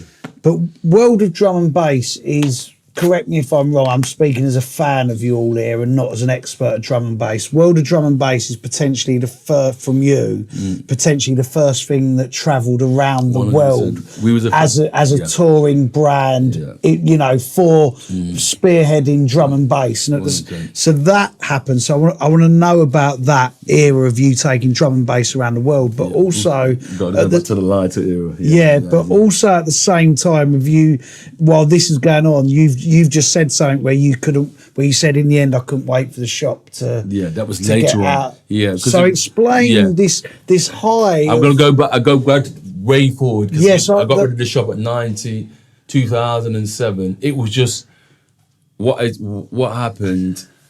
So I got to go forward to go backwards. So from running the shop from 1993 to 2000, it's running costs. Right. Because Idris left the business in 1990. He had a disagreement. No, it'd been later, wasn't it? 19. No, he left the shop 1999. Yeah, I thought I was time traveling backwards and forwards. 1990. He wanted to go to different ventures, and he was like, "Yo, no," because he didn't get on with my partner at the time, and he said, "No, I want out," and he went out on a very cheap deal. I'm like, "You sure?" And he said, "No, just pay me over a period of time." So I just paid him a deal because he knew with the business, because at that time things started to change. Because records were going. And he was like, "Yo, I don't want to be in the music industry now." And he was like, "Yo," and since then, since that day-to-day kind of running thing, I had other people there, but he was the guy on the ground that he was monitoring everything. It just became a nightmare. After that, it was just like, because all I wanted to do was make music. So it was like these staff, and then people will come in, and I'd staff working, and then people come back for the tape, promoters will come for the tape pack money, and I'm looking at my figures, I ain't got the money to give them. So I'm thinking, hold on a minute. So I'm going, give them these money, then that money's supposed to be for something else. I'm not realising, yeah? Then we've gone, sussed it out. The staff were going up, because what we'd do is, they'd drop us up a box of 60 or whatever it was, we'd go and put 10 at a time, yeah? So we knew the stock, so 10 at a time in the shop. What they were doing, they was going upstairs in the stock room, selling the stock from the box. And we still thinking it. And they'd done it for ages, thousands of pounds, bruv. Yeah? Right. And that kind of, then that, I had a true relationship with a few promoters where I'm thinking to myself, bruv, you're Helter Skelter and stuff like that. I'm like, mate, Dave, you know, blah, blah, blah, blah. And there's a couple of situations where I'm thinking to myself, and that thing, I lost heart in the actual running of the business as a perspective, because back that time I bought another house. I had my studio at home. So I'd just come into the business because Twisted and a couple of other people were there. They had the studios and stuff. And I'm like, this day-to-day running, if I can't trust people when you're trying to bring them through, it sent me a bit... It hurt. Yeah. You know what I'm saying? Because I was owing people money that... Hold on a minute. These idiots were kind of rinsing, you know what I mean? So... But go back to that, that's my experience. I couldn't wait to get out of the shop. I was like, get me out of this place. Then the rates, just everything was like, you remember? Digital started coming in and killing. I made it. That's my biggest problem. The whole digital thing. My Tanya at the time, God bless her, she said, we need to get out. You need to cut your stuff. You need to do this. I'm like, no. These are my people. You know what I mean? I'm like, Juno sent me down a hard drive. They said, yeah, there's this new digital era, MP3s. I'm like, what's that? They gave me a hard drive. I said, just put your music on there. We put some tunes on there. They sent me another one, and I've still got the hard drive in my box now. You know what I mean? If I would have just listened to them at them times, we would have all our back catalogue up there. But mindset of dealing with mentalities in that situation, it just gets you off track. It's like trusting people. I didn't want to give them that music. I often think as well, there's that issue, but then also for so many of us in that sort of mid-2000s, that mid-noughties, when all of a sudden it doesn't matter whether you're jungle, drum and bass, house and trance, hard house, techno, hardcore. If you'd been around from like the mid-80s to mid-90s when vinyl, it, even being the most progressive and forward-thinking of people musically, creatively, it was a culture shock being told, put all of your stuff onto WAV, we'll start selling it on Track It Down, Juno, Beatpool. I remember when all of those people first started coming to all of the labels, and it's like, we were still playing vinyl and burning CDs and mixing CDs with vinyl. So we were in this... Our kind of like habits had been formed that defined us as DJs and music people. So when we no matter, I don't care how forward thinking we have been, we're still presented with this whole new world of like, Yeah, well, and that is not progress, because that's as standing still. Yeah. If you stand still, if you do the same old thing, you're gonna get the same old results. That's one of my biggest mistakes. Not getting out, but not jumping on the MP3 side of it and realizing, because I could have salvaged quite a lot of the business at the time, but it probably done me a favor because I've still been in the shop. Yeah, but also at the same time, like, because the music and your legacy is so timeless, it wouldn't matter when you converted out the music. There you go. You and your music. 80% of my catalogue's not online. Yeah, but dude, it's a good thing because your legacy and your music is absolutely timeless. So it transcends decades. Yeah. It transcends vinyl, it transcends digital, it transcends being playing it on from a memory stick or a CD or a compact disc or a dub plate or a vinyl. So I think sometimes back to your career was written in stone from breakdancing. If the music didn't get released, it's at the time that Juno wanted you to do it, it doesn't matter because what was meant to be for SS and Formation was meant to be regardless. So yeah, the World of Drum and Bass tour. Would you say I was right in saying that I think you was the first to take a brand worldwide? We need to go back a few years because it was Formation. Talk me through all of that. The lighter era, it was Formation Records, and then we got offered to go over to America, 94, 95. And I took Ratty, DJ Raps, Mental Power, Warren G, and somebody else. There was a guy called Raymond. He used to live in Baltimore, DC area. And he's like, yeah, I'm trying to do this rave thing. I'm trying to bring it over here. And I was like, yeah, well, if you pay for the flights, I'll speak to the guys. He came over. He said, where are we going to stay? He put us up in a house. The guy had a big house. I remember DJ Raps staying in this place. He was staying there. And it was like, we're in America. And we did one party, this rave, and it was amazing. Then what he started doing is the tape packs in America. That's how the American scene blew up. Yeah, he was doing them legal tape packs. And it was like, okay. Then we linked up with a club called Buzz. They was like, oh, we can do this and we can do that. I was like, oh, America, okay. We're in America now. Nobody's really broke to America. They got our first official visa. And then we went on tour and started doing these other cities. We done a bit of New York, DC, and I think we done somewhere else. And from then it was 94. I started doing a couple every year. Do you know what I mean? And then it came up to 1997, 98 when World of Drum and Bass, and then the music conference. You remember Winter Music Conference started happening, and me and my partner used to go over there every year because it's like winter, cold. It was like, yo, we're going network. Because we was always thinking, what's next? Me and Idris, we went over there. I remember speaking to some people, said, we do drum and bass. And then, what's that? This is 97, 98. I was like, what do you mean, what's that? Like, all through the contracts. Oh, I'm not too sure about it. And then we was like, you know what? We need to prove a point. So we put our own party on. 97, it was me, Groove Connection, somebody else teamed up, put a party on a Thursday night, got 600 people at the Winter Music at the Miami and conference. That was never been seen, never been heard, and that's what people started, looking at it, thinking, right. And then as a couple of years, then things didn't work out, so we started doing it on ourselves, and that's when I set up World of Drum and Bass, the brand, because I was thinking the magazines were saying, oh, drum and bass is dead. You remember, because Garage and grime and all that stuff started popping then, you know what I mean? The 98s, 99s, they're saying drum and bass, all the magazines, drum and bass is dead. And I'm thinking, hold on a minute. I've just been here, I've just been there. That's why I set up that World of Drum and Bass project, and we did the booklet. You remember the directory? Yeah. Dial up, getting people from all over the world to contribute to it, because our thing was a fingers up to everybody. What you on about, drum and bass is dead. We want to show you that it's in this place, that place. And that project took us 2 years to organise. We hired a major art directing company and we said, yeah, we want to do this project. And they were amazing, Untitled. That allowed us to think, yo. And they said, oh, this is when we started being really creative. Because a lot of times before we was winging it. Got lucky, basically. You know what I mean? We're going to do this, we're going to do that. But these people sitting down with professionals, designers, because before we'd have one guy we used to use. The guy, Mickey Vint introduced me, his designer. I forgot what the guy's name was. He died, unfortunately. He used to do all our covers. Oh, mate. Then we started looking at it from a worldwide perspective. Because now thinking, we've done all this work for 10 years.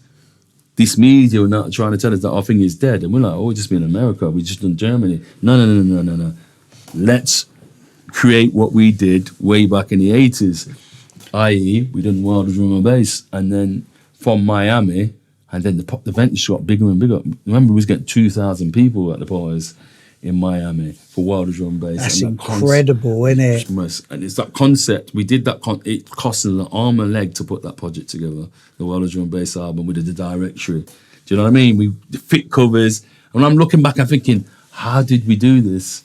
We spent way much over top. And those projects eventually caught up with us. Realistically, I wouldn't say.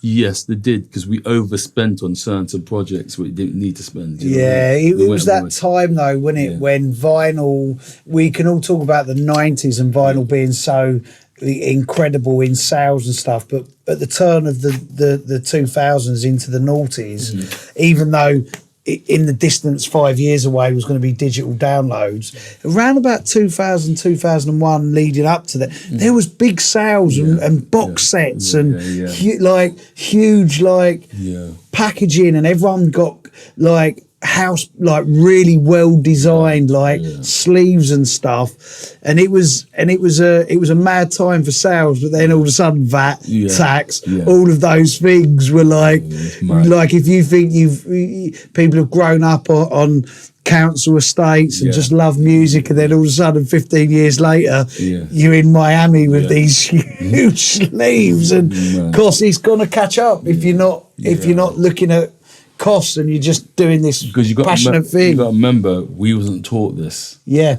Nobody. The mistakes were learned. Mistakes were learned, and then that area, hospital came along with their education. They learned from people like you, mate. They watched them put yo university degrees. They put a business spin on it. Because I seen this white label hospital records. I'm like, well, that's a smart idea. And I'm like, I remember these should be always white. Yeah. The records used to be all white, and there's a sticker on it, hospital records. And I'm like, and then probably 7 years into their reign, they just changed the game, bro. Yeah. You know what I mean? Because we was running the business out of car boot sale compared to them. Yeah. Where did you take, name just as many countries as you can that you took world of drum and bass in the late 90s, early 90s? Just, from Germany, Bulgaria, obviously America, Canada, we've done so many, Estonia, Finland, Sweden, Australia, of course, Australia, did New Zealand, done Japan, done it in China, we did Cambodia. You took drum and bass to Cambodia. Yeah. But that was probably 8 years ago. That's probably later on. But Germany, all Poland, all the Eastern countries, we took it. And that's the whole reason, because I was very smart back then, because even with Formation Records, I'm like, this is bigger. This is what we're trying to do. We're trying to make a statement for drum and bass music. I.e., I called it the world of drum and bass and not Formation. You understand what I mean? Because I'm thinking, I don't want to pigeonhole myself. The brand needs to be a chameleon. It needs to be able to tell the true story. And then we had Andy C, Chase. All them artists were playing. Nero. I remember having a flyer. Nero one room, Chase Days in the room, Benjamin in the room. I'm like, to do that lineup now, it's 100 grand. Yeah. Easy. Yeah. You know what I mean? In Miami on a Thursday night. It's incredible. People will tell you, them events were historic. And then we got into the Russian market. We got in the Russian market from about 2004. I remember my agent saying, do you want to do Russia? So when is it? It's like 4 weeks away. I'm like, are you mad? That sounds a bit dodgy. He said, they're going to pay you X amount. And I was like, no. And then they convinced me to do it. I went over there on my own. And then I won in one room. It's about a big stadium thing. I said, "You're paying the back room." I think, yeah, that's cool. Went in the other room that had 2,000 people. I was like, 4 weeks promotion. I'm thinking to myself, wow. That's it. I went, let's set up this thing. I was like, this is a new marketplace. And then we set up World Drum and Bass, and that is our biggest marketplace. I remember going to Russia to do like old school and hardcore sets in like the mid-noughties at like 200 and 300 people clubs. But you lot, like with your drum and bass, were in these mad, like you say, stadium places, and like mega. Like Russia was mega for drum and bass. Why do you think they loved it? So much? Because they created their own stars, Teddy Killers. Yeah. Loads of people, there's loads of, technically when you come to their productions, the next level. Got so many, that's what the unfortunate situation with the war, because the UK and the Russians were technically on another level. Yeah. And when you go there, it's a way of life to them. Because we used to go back in Toronto, I remember a story, I was around Lucky Spin, Justin's house. And he's like, "Yes, I've got a gig for you in Canada." I'm like, "Yeah, okay." And the promoter came over from Canada, stayed with Justin. There must have been some family thing. I remember going there. Then we all went over there. It must have been 10 man. Went over to Toronto. This big, massive rave. Toronto had the biggest scene going on worldwide than the UK. Yeah, for drum and bass at one point. You know what I mean? There was 2,000 people in the ring when we were struggling to get the 1,000 people. That era, 3,000 people at race, 4,000 people, Torontoers. And that definitely helped me look, there's something going on abroad.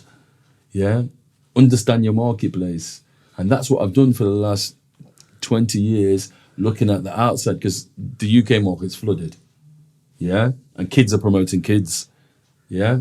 Kids are putting on events and they're promoting kids. So the whole world of drum and bass concept for me was, how do I make this a chameleon? You can change spots for any time just to keep drum and bass going. Because I look at it, the brand, when we do our tours, i.e., I could go over there with me and one guy. I go with 5 man. Because I'm trying to make a statement to say, these lineups you're not going to see in America. Do you know what I mean? So the concept of world drum and bass is always try to keep it big. And I stopped doing it in the UK. We did Bagley's. I think that was one of the last shows we did. No, it wasn't. I've done a couple more, but I'm talking about my own show I did in London was Bagley's. You remember Bagley's? Yeah, come on. Yeah, we took our own gamble. It was like, yo. But then I realised, for me to keep this brand, not the Formation brand, this brand, I need to keep it extremely big. I've got to starve the UK market because everyone's spoiled here. You can't just put on the same old lineup and call it World of Drum. And people ask me, why are you doing the UK? I'm like, because for me to do it, I've got to do the D&B All-Star lineup to do World Drum Bass here. You know what I mean? Or it makes no sense. Because when we go Russia, even though the lineups are not as big as the UK, they're big. Yeah. The concepts are big. You know what I mean? I think I spoke on Fancy's podcast.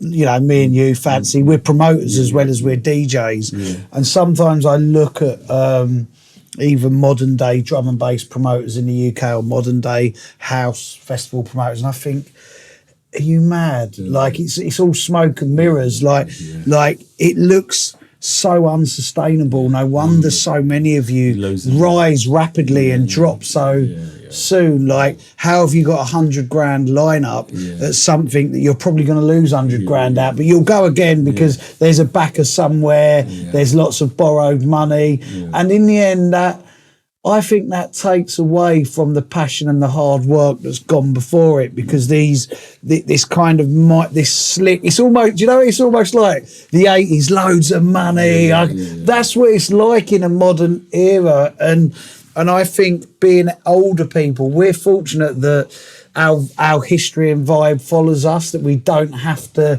play that game. History always foretells itself. You got to look at it. When we was playing in the rave scene, and you know, the most experienced DJ were probably Rat Pack and Andy C, 1,200 quid. Yeah. But then you see Judge Jules and them man getting paid 10 and 15 grand a set. Yeah. Yeah. It was never sustainable, because you only got to look at what's happened now. Yeah. them kind of monies are never sustainable. It's sustainable for the certain top few. Yeah. That I've gone past that bit, but everyone's trying to get to that level. Yeah. But what's happening is 80% of promoters are losing money. Yeah. Yeah. And 99% of DJs aren't going to get to that level of Andy C or where Judge Jules or Oakenfold have been. And I think the problem is he's like, if you think if the likes of Hospital have learnt from mistakes that the era before them have made, there's a whole lot of mistakes that DJs could learn from other DJs, but sadly they all want that 200 grand booking or that 100 grand or that 10 grand, but it's not that easy. I'm saying every DJ should do a sabbatical. Every DJ should be a promoter for 6 months. And then they'll learn. That's why we have an understanding, isn't it? Then they'll understand when you're, especially when you're, because what happens, what I don't like about this scene is when you know something 30 years and you work with them and you're doing something special that you know the guy would want to do, then the agent's telling me, no, he can't do that. You know what I mean? Like, oh, it's this stupid money. Oh, no. And I get that because you got to protect the brand. I get that. But when they tell you can't even speak to the artist to have a conversation. Hurts. Do you know what I mean? When you can't even have a conversation, because I'm like, I'm never going to forget the people that helped me along the way. Yeah. Never going to do. I don't care how big I was to come or where I finish or where I start, because we're only pressing buttons. People just take this job, what we're doing, like it's like, well, people got to work for a whole month to earn that what we can earn in one night. Yeah, I agree, mate. I completely agree. See, you've got your world of drum and bass still goes around because you're always in another country. You're always trying, bro. Trying. You don't try. Like you've kept all those connections, but you still love your old school, and you've got your old school night in Sheffield that I come up and play. Come on. K-Class and Shades and Rat Pack and like trust me, when Lee phones and says I've got an old school gig, we do it, don't we? Yeah, it's good because I remember where we started, and you cannot, the nostalgia in that music is, when you listen to that music from a quality standpoint, the music of what's happening can't compare, don't even come close. Yeah, that's from my standpoint when I'm listening to old stuff and I'm thinking, wow, okay, this new music is clinical, it's well produced, but am I going to be listening to this tune in 5 years' time? Yeah. You know what I'm saying? It's that, when you playing for that stage and you're thinking, and then you see somebody that's 18, 19, going, wow, what is this? Yeah. It means that we've done something right. And do you know what I like? I like the fact that your new night is in Sheffield. Yeah. So like there's so much going on around. We go Leeds, we go Manchester, we go Liverpool, Colville. There's a festival called Back 2 Festival in Leicester, Colville way. Amnesia House is in Coventry. But Sheffield, it feels like there's not been something. So you've got the new night in Sheffield, and I played for you last year. It was wicked. It was wicked, wasn't it? It was a vibe. Me, you, Rat Pack, and then the next one, which if this podcast is out this Sunday, it would have been last night that it's me, you, K-Class and Shades. Yeah, me, you, K-Class, Shades. John De Silva in the house. Yeah, you got some. And then Easy D, Local Hero. Majika's there. Yeah. Grant and Epidemic Cruise. Yeah. So, I'm really pleased you're doing that, and I'm really pleased the area that you're doing it in, because it's not one that we all go, it's not an area that we regularly go to compared to certain other places. My aim has been for the last few years is like Game of Thrones, try and take back the north. Yeah. Try and from Leicester upwards, you know what I mean? You've got Nottingham, not take it back, but there's a scene now. Derby just opened a new warehouse. Derby's been dead for years. They opened a new warehouse. And I think they had 2,000 people there this week. New kind of warehouse. Nottingham's always had something going on. Then you've got Sheffield next, which is obviously got Bass Fest and they're killing it. And then Leeds, my guys do Leeds. And then you're going up to Newcastle, because it's been dormant. Do you know what I mean? But there's a vibe. Definitely got a vibe going on.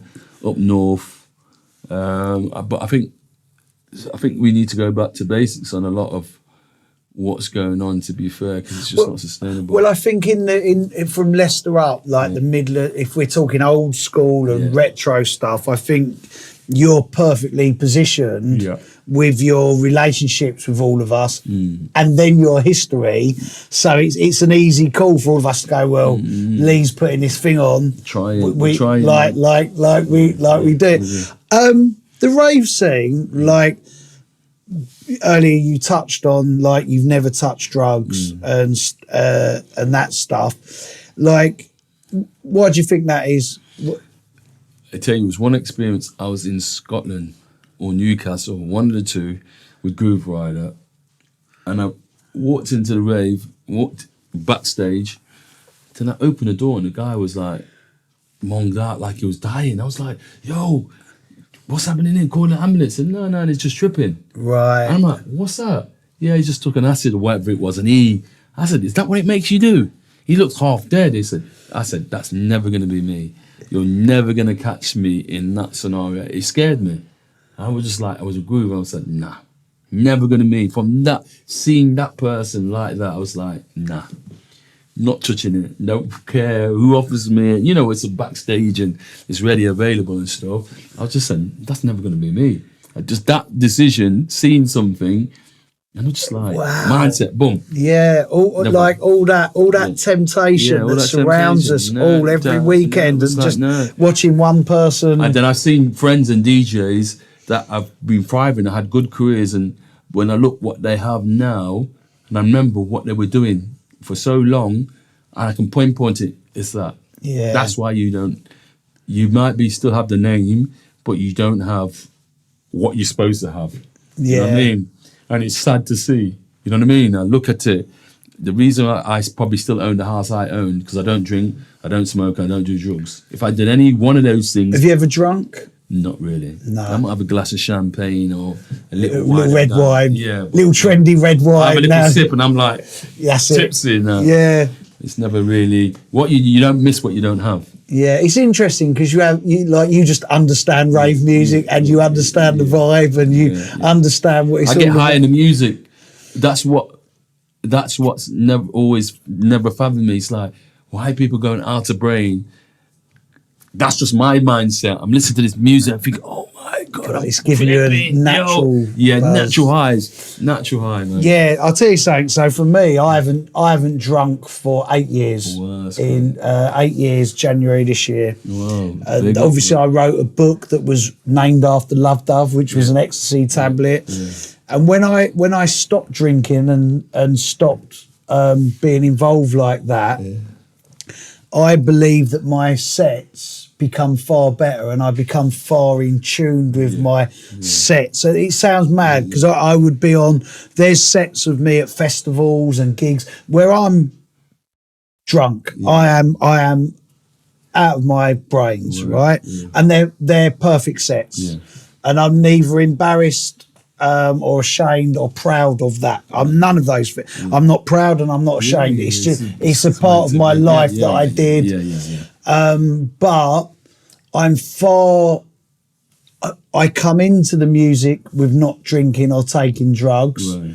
And that was my passion. Yeah. And then as time went on, I had a big period where I didn't do anything after kind of the big early 90s rave explosion. But then when I got into my 30s, I did drink heavily. Really? But once I stopped, then 8 years, I am truly, even though I was in autopilot and could play, I am truly far more in tune to my passions, even though I never lost my passions, you know, and I don't look down on anyone who drinks and take drugs because each to their own. Each to their own, bro. You know, everything's a choice. No.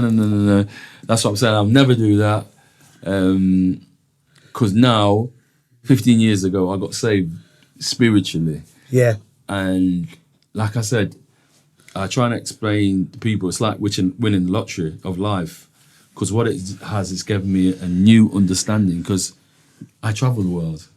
I've made a lot of money. You know what I mean? I've had big music. I've been blessed. Yeah. So my life is not a struggle where I've got to go to church to try and find myself or anything like that. It was just like, when you live in this bubble of ego, oh, SS, this and that, your tune, oh my God, that tune changed my life. And you're like, okay. But you're still thinking, you're trying to chase. You're always trying to chase this game. You're always trying to chase. When I got saved, everything changed for me. Yeah. I got a sense of peace. You know what I mean? I got a sense of peace. I got a sense of understanding. And I realized this thing is bigger than me. I'm just here. I'm just a vessel. My music is to bless others. You know what I mean? It's not. God says if you can get it through you, He'll get it to you.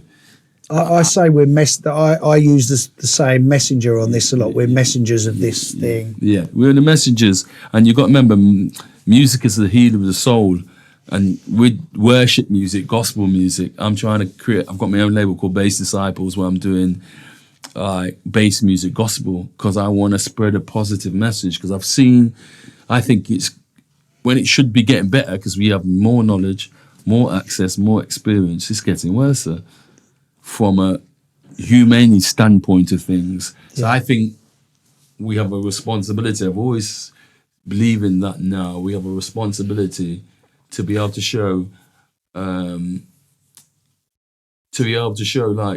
when I'm dealing with artists now, I don't sign the music that opens the door. I sign the person. Yeah. Do you know what I'm saying? Because I'm like, if you're over there doing whatever, and you're going to have a problem, and you're not going to contribute positivity into this space, what I'm providing, that's not what I'm trying to do. Yeah, I'm big on, with what we do, the emotional connection between us all. Yeah. So when we were younger, we were green, we were learning, everything was on the fly. You know, like, we're in our younger years, there's ego driving us, there's money. We're still good people, but we're young. We're young, and we don't realise what's ahead of us. A lot of what we were doing, I can't speak for you, but it might resonate. We don't appreciate it sometimes in 100%. The moment, because we're young and we're getting all of this stuff. And now we're at this age.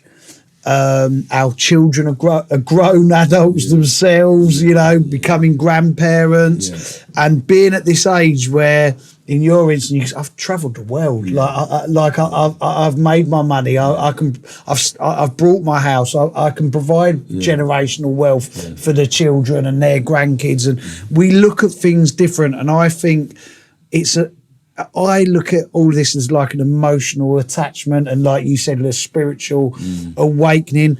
We have been gifted and blessed with a life that, even though what we do is underground music, we have done what we love for others. And here we are in our 50s, some of our peers in their 60s, some get into their 70s, right? And we can talk about 40 years ago, more than 40 years ago, and share these things. And like you said earlier, it was meant to be. We're talking about you in the early 80s, and here we are now. And it's like sharing this emotional history that has a spirituality to it. And I think as creatives, or messengers of our creativity to share with other people. People might think, oh, that's cliched or that's deep. But you get to this point and you realise what you've been given, and then what you give back to people. It's a blessing, because those that you see that are giving back, those are the ones you're seeing successful. Not the ones that I got major backing, because when people got major backing, it's in the major's interest to keep plucking money to make money. I'm talking about the individuals that are grassroots, that have been grinding, that got their own thing. It's a blessing. I'm looking at this and I'm thinking, even when I got saved, and I remember when I got saved, I was like, yo, yeah, God. I'm thinking, no, I'm a DJ, I'm going to be in clubs. And I looked at it from a stupid standpoint. My church is like, yo, see, get back safe. They know I'm out in clubs and blah, blah, blah, blah, but I'm there on a Sunday morning. Yeah, I'm there. I'm bringing people to church. I'm trying to do positive, because the people I've seen in the rave scene that brought to church that have been saved, because the church can't reach the people I can reach. You understand what I'm saying? It's like, because they're not in the clubs. You know what I mean? They're not dealing with certain mentality of people. Do you know what I mean? People are coming to me like, oh, SS and blah, blah, blah. I said, yo, come to church. I'm saying them, just, if you keep doing the same old thing, you keep doing the same old results. If you're addicted, if you're struggling mentally, come and look from a different perspective. Because when I go back, when I was at school, and I've had a blessed life, and I look back from where it started. Like I said, 13. Remember, we're going back. 13. My good friend, his mum was strict, very, very, very strict. So the only reason I could see him is if I went to church, because he was an altar boy. He said, "Come and do an altar boy. We get paid." I'm like, "What? 13s?" So I went there for the wrong reasons. Yeah. Yeah. So I was an altar boy, barman, yeah. And we used to get the little change after the offering. Used to share it between us. That was the whole thing. Because it was a big church, but there's only about 30 people there. And I remember just being in church as a 13-year-old there, just sitting there thinking, something's overcoming me. I've got this sense of peace, because I never used to do the stolen goods thing, you know, all that. I had this, never used to rob, never used to do all that. And I remember, now I know it was the Holy Spirit speaking to me back then. Yeah. Yeah. So from that 13-year-old kid, my life has been blessed. Got diverted, but I understand what my calling was. So flipping it round now, and I'm still in clubs. You know what I mean? I'm meant to be in the places like that, but I'm not in the clubs like partying and blah, blah, blah, blah, because sometimes I feel uncomfortable in raves, seeing what's happening to people. You know what I mean? So I look at my experiences now, and any deep conversations, any connections I'm doing with people, I'm trying to get them, like, you need to be doing more positive stuff. If you want to contribute, you got to be able to contribute something to this world, because everyone's trying to take. You know what I mean? The navigation is to take from this world. But if you don't understand, you're supposed to be giving part of what you learn, because we all got a talent. We're all being given a talent. Some of us is to help, some of us is to provide. You know what I mean? Some of us is to do, you know, the car parking, whatever it is. We're all being given some talent. Know what that talent is and use it wisely, because we are blessed. Yeah. Even in this modern day where everyone's struggling and everyone's finding a way. We live in a society, the British economy, where you go to most parts of the world, don't have the NHS with. People complain about it. Yeah, it's an amazing system. It's broken, yeah, but it's an amazing system, because you go to America, mate, and you broke your arm, that's 10, 20 grand before they see you, yeah? We come here, we get that. My son broke his leg 2 weeks ago. Major operation he's had. In America, that would have cost him 50 grand. You know what I mean? Free. And we're in a time where there's more negativity than 100%. I think than we've ever seen. Maybe even more than the 80s. Yeah, no, it's way more, because you got to remember, we have way more access now. Yeah. Then we never had access. The mobile phone, we can find out what's going on in any part of the world at any given time. Yeah, remember you used to have to buy the paper to find out what's going on. Yeah, the headline. Yeah. And you know what? Then a headline would be, you'd see the headline, you'd throw the paper away. That's right. Now people, especially our age and up, they've been like, everyone's addicted to their phones throughout the day. A headline is no longer a disposable thing. Once you pick a headline, is now literally the algorithm. I'm going to keep sending you this algorithm. I'm going to keep scaring you with this. I'm going to, and then before you know it, people are in a frenzy about things that a long time ago they would have just looked at the headline and gone, boom, about my way. We live in a woke generation. Yeah, people have been convinced something that would sound stupid 10 years ago, let's be real, yeah? And it's the mindset of whatever people want to say that, because you got to understand, our generation, I fear for our kids, the next generation coming through. Because if you look back how we grew up, remember when the mum used to just say, back in our day, but it was like, you're old, but it's true. Because if you look now, imagine, you can't have your kid that's 8, 9 years old and say, see, at what time are you coming back? 10 o'clock, like back in the day. Yeah, Jimmy, be back for 10. You'd be like, no. Well, you ain't going nowhere. You got to be standing by my side. You know what I mean? You have a mobile phone. So the beauty of just the basics of life, of growing up, school runs scared me. Yeah. I used to take my kids to school, and my daughter used to be the it girl, last one out. Every time I bite my nails, where this girl? Oh, mate. I said, I can never do that again. I said, so this generation, you remember the next generation that's got to come, with what's going on and the people lack of value for themselves is ridiculous. Do you know what I mean? People's self-esteem about themselves is ridiculous. People are selling themselves so short for the sake of money or whatever they want to believe it's got to be. And people are convinced that they're not worth what they are worth. Do you understand what I'm saying in general? Yeah, people have been broken down. They've been suppressed in the modern world, and people are getting thrown so much information that it's hard to decipher. Look, and in the world of AI, it's even hard to decipher what the truth is that you're being told. I know, and it makes me sad because I know some incredibly intelligent people whose intelligence have been broken via the internet, via propaganda, via AI, via looking at their phones continually. People now even believe memes that are not true. People have lost the ability to fact check. People have lost the ability to think for themselves because, you know, and it's human nature. It's been there forever, but the internet amplifies this stuff. 100%. It amplifies it. And again, I think me and you are fortunate, and some of our closest peers and friends are fortunate. Creativity is a spirituality within itself. 100%, mate. So because of that, we can do music. We can. It's all about sharing with people and them sharing back. So we share a passion with people that makes them either remember good times, makes them escape at the weekend. Now we can share that daily on the internet via tunes.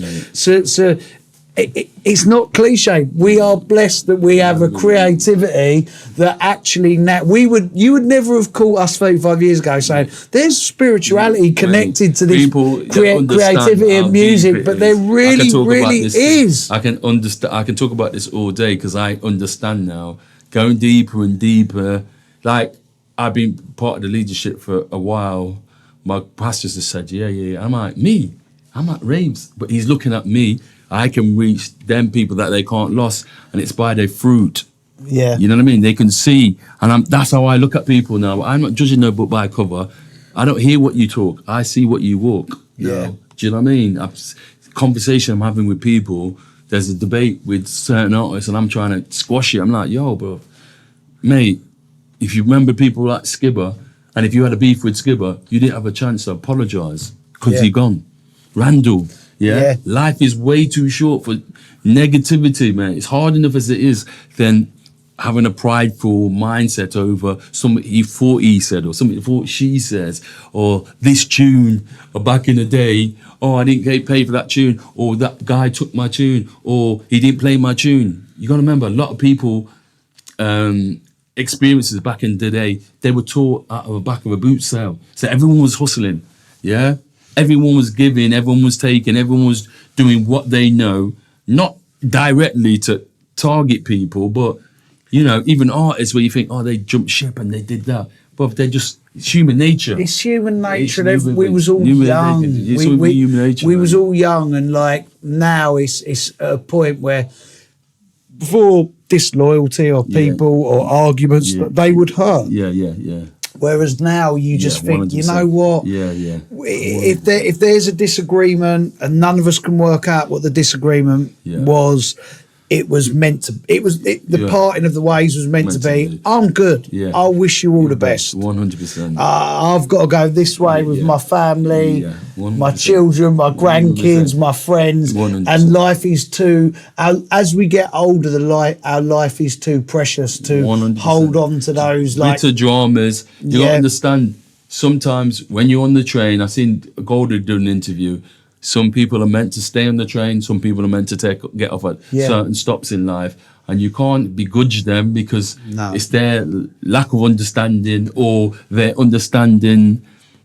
They feel they need to be going to they're going to the next stop. That's their choice. Yeah. You know what I mean? As long as people do everything respectfully, I'm like, yo, I've got your back. Because I've been in situations, I'm looking at it, I'm thinking, in life, 10 years ago, I would have switched on that.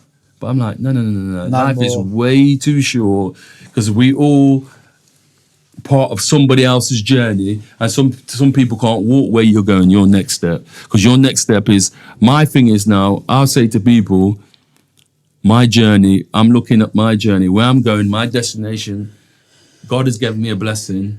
I know exactly what it is. I understand my value. I know what I'm worth. And if anybody doesn't see that worth or doesn't understand that worth, it's no problem. I'm not taking it personally. Yeah. But that's where I'm going. Yeah. I might roll with you for a little moment. Like, yeah. If my destination is London, I tell you my destination is London, I might go to Birmingham. I might get distracted, but I'll go the long way. But you remember, I'm telling you, my destination is London. So always going to be going to London. So you can't tell me, why didn't you bring me, you know what I mean? Why didn't you stay here? Because I've explained to you, the destination is London from day one. And once you look at any scenario, because my thing now, I've been through experiences over the last 2-3 years, what's made me have to go even deeper, when I'm thinking to myself, how am I in this position?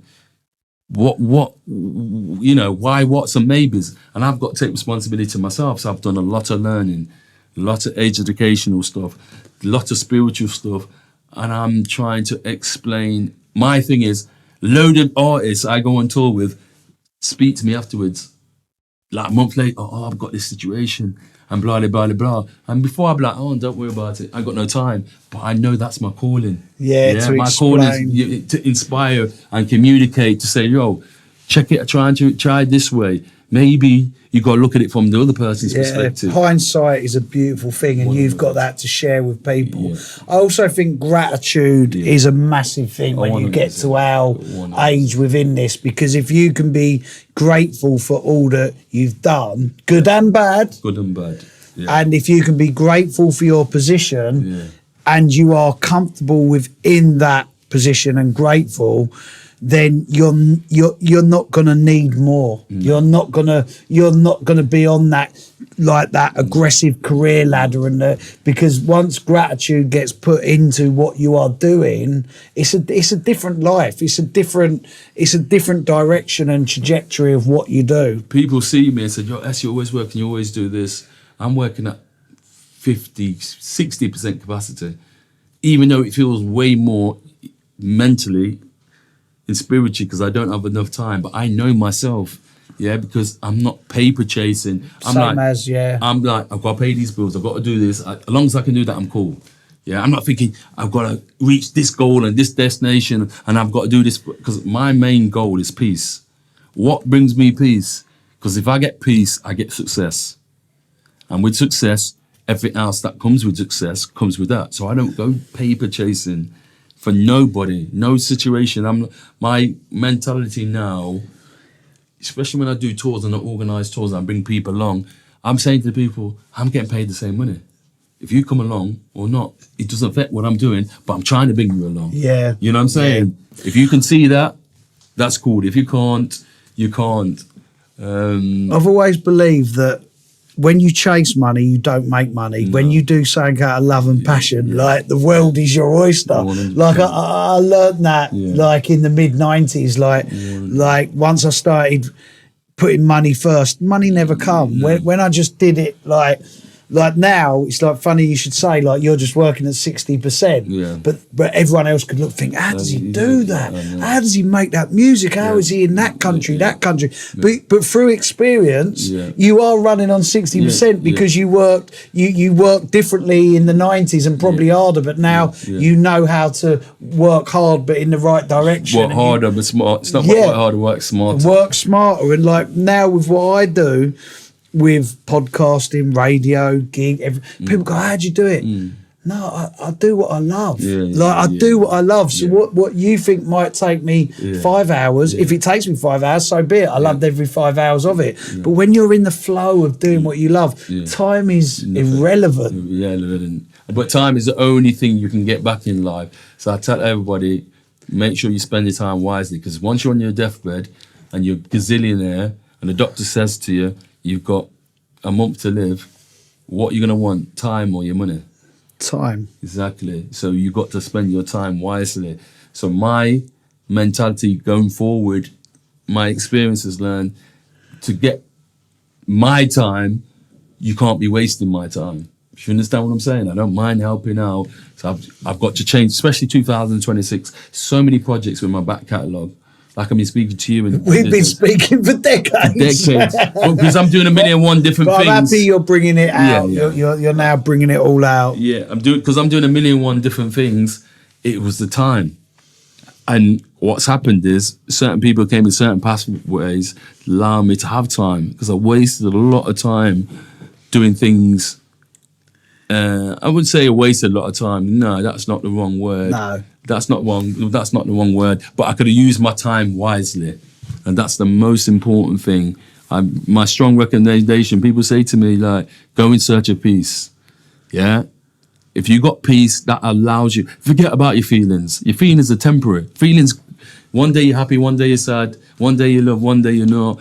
That's temporary. If you got peace in your marriage, you got peace in your life, you got peace with your children, that will last you for any storm. Because when the storm comes, when it comes, not if it comes, storms are coming in a life, especially in the generation we live in. You got to be prepared. There's always a light at the end of the tunnel.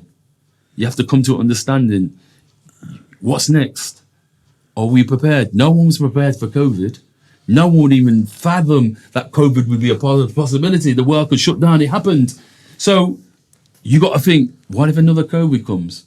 Are you prepared? You know what I mean? Because a lot of people struggle through COVID because no one was prepared.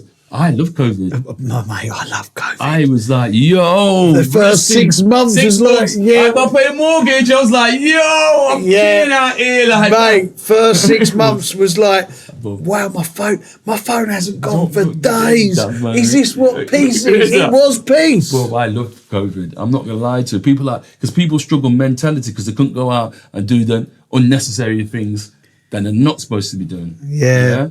Once you're at peace, bro, I've got my thing all around me. I've got access to go to studios. I've got access to do that. I drop of a button. So I'm like, as long as I've got church, as long as I can do these things, I don't have to go out. The last thing I want to be doing is up in a club. That's my job. The last thing I want to be doing is up and a night out in a club. I'll go and represent if something's coming in town. Yeah. I'll go and show my face. I'll be there for an hour. You think I'm doing an all-night thing in the club? Do you know what was, before we wrap up, do you know what was amazing? That first 6 months in COVID, the sun was incredible. Mate, I discovered gardening. I actually did the gardening in that garden, right? And Sonia went, are you doing the gardening? I was like, yeah, mate, it was like being on holiday. Like after 30 odd years of my phone going 50 million times a day, and mate, I was like, wow. That's what it's peace. That's what peace. That's what peace is. Most people that go through situations they're in mentally because they're not at peace. Because what I've learned, if you put in anything in your body and you stop doing that, you've got to replace that with something positive or something negative. You leave a hole, something negative. That's why, the endorphins of people going to the gym and training and stuff like that, eating well or whatever. You know what I mean? You got to replace anything negative you take out of your body with a positive, because a negative will find its way because you're allowing space. Especially when people mentally don't know. I'm at peace with myself. I'm at peace. You know what I mean? I can sit in my own space and think, yo, no stress, no hassle around me. The hassle that comes around me is hassle I allow or not allow, but you let affect you. Yeah, no, but I'm not letting none of it. But when you're younger, you do though, because you're not as mature. When it's feeling now, well, I've been through things recently when I'm thinking, wrong. People are saying, oh, yes. I'm like, I'm blessed. Yeah, because I'm looking at my life and what I have and what I've gonna do. My next step, what I've done so far with SS is only a pinnacle about what I'm about to do spiritually, I think. Because I know God has given me a blessing. And for me to be in the room, having conversations with certain people, I'm the only black man doing events in Russia. Yeah? Well, forget what's going on in the world, world side. From the last 20 years, it was only our brand from an outside perspective doing events twice a year in Russia. A black man, me, on the table round with these big guys. How did that happen? Do you know what I'm saying? I look back and I'm thinking, the last event we did in September, there was 6,500 people and there was no advertised lineup. Wow. No name on the flyer. Yeah. And there's 6,500 people in a rave. And I'm thinking, how is that even possible? Forget 6,000 people in a rave, you'd have to have every big name going out there. Do you know what I'm saying? So it just shows you the different perspective. And I look at it and I'm thinking, wow, how has that happened? My thing is, how can I be in the room for that next conversation? I want to know what's going on in that room. You know, the upper rooms now, I'm not trying to thingy, because if I can get the upper rooms, I'm bringing his man, I'm bringing this, I'm bringing you, because we all standing still and thinking, oh, why is the country this? What's happening here? What's happening socially? What's happening? What's happening? Because we're happy to be in our own spaces, and we're contributing for our own benefit, if that makes sense. But I speak to a lot of artists now that, they're saying we can't get on this year, and this is messed up. No, because we've allowed it. How are these new networks of bodies of promoters came in, and the biggest thing since sliced bread in the space of 5 years, and we've been doing this thing for 40 years. Yeah. Do you know what? To close it off, what I think's really interesting and what people can learn from you is, no matter how big, so how big drum and bass is, and yes, you have these movements and these promoters and these things that bastardize it and make it like far more corporate than it needs to be. When you're your own lane, when you're your own person, when you're your own vibe, yes, you are part of the scene, but you are also your own lane, your own scene, your own person, your own movement. That's right. And it doesn't. And this is such an important thing for artists and promoters and producers to learn from. Sometimes the solution isn't being part of the bigger picture. 100%. Make your own picture. That's right. 100,000%. Because I've never played a hospital rave. Right. And I'm like, it's not like they're doing their own thing. And I'm looking at it, I've never done that. But I've done this over here and done amazing things. And I'm thinking to myself, wow, how have I achieved what I've achieved by staying in my own lane? Yeah. Understanding what my lane is, understanding my marketplace, understanding where I can branch out, because the nostalgia thing sells. Yeah, every time. People are emotionally attached to nostalgia. Nostalgia thing got upset. Quality always prevails, and there's some big companies doing. Big up D&B All Stars, big up Worry About Henry. They're doing some amazing things. Kids are promoting kids.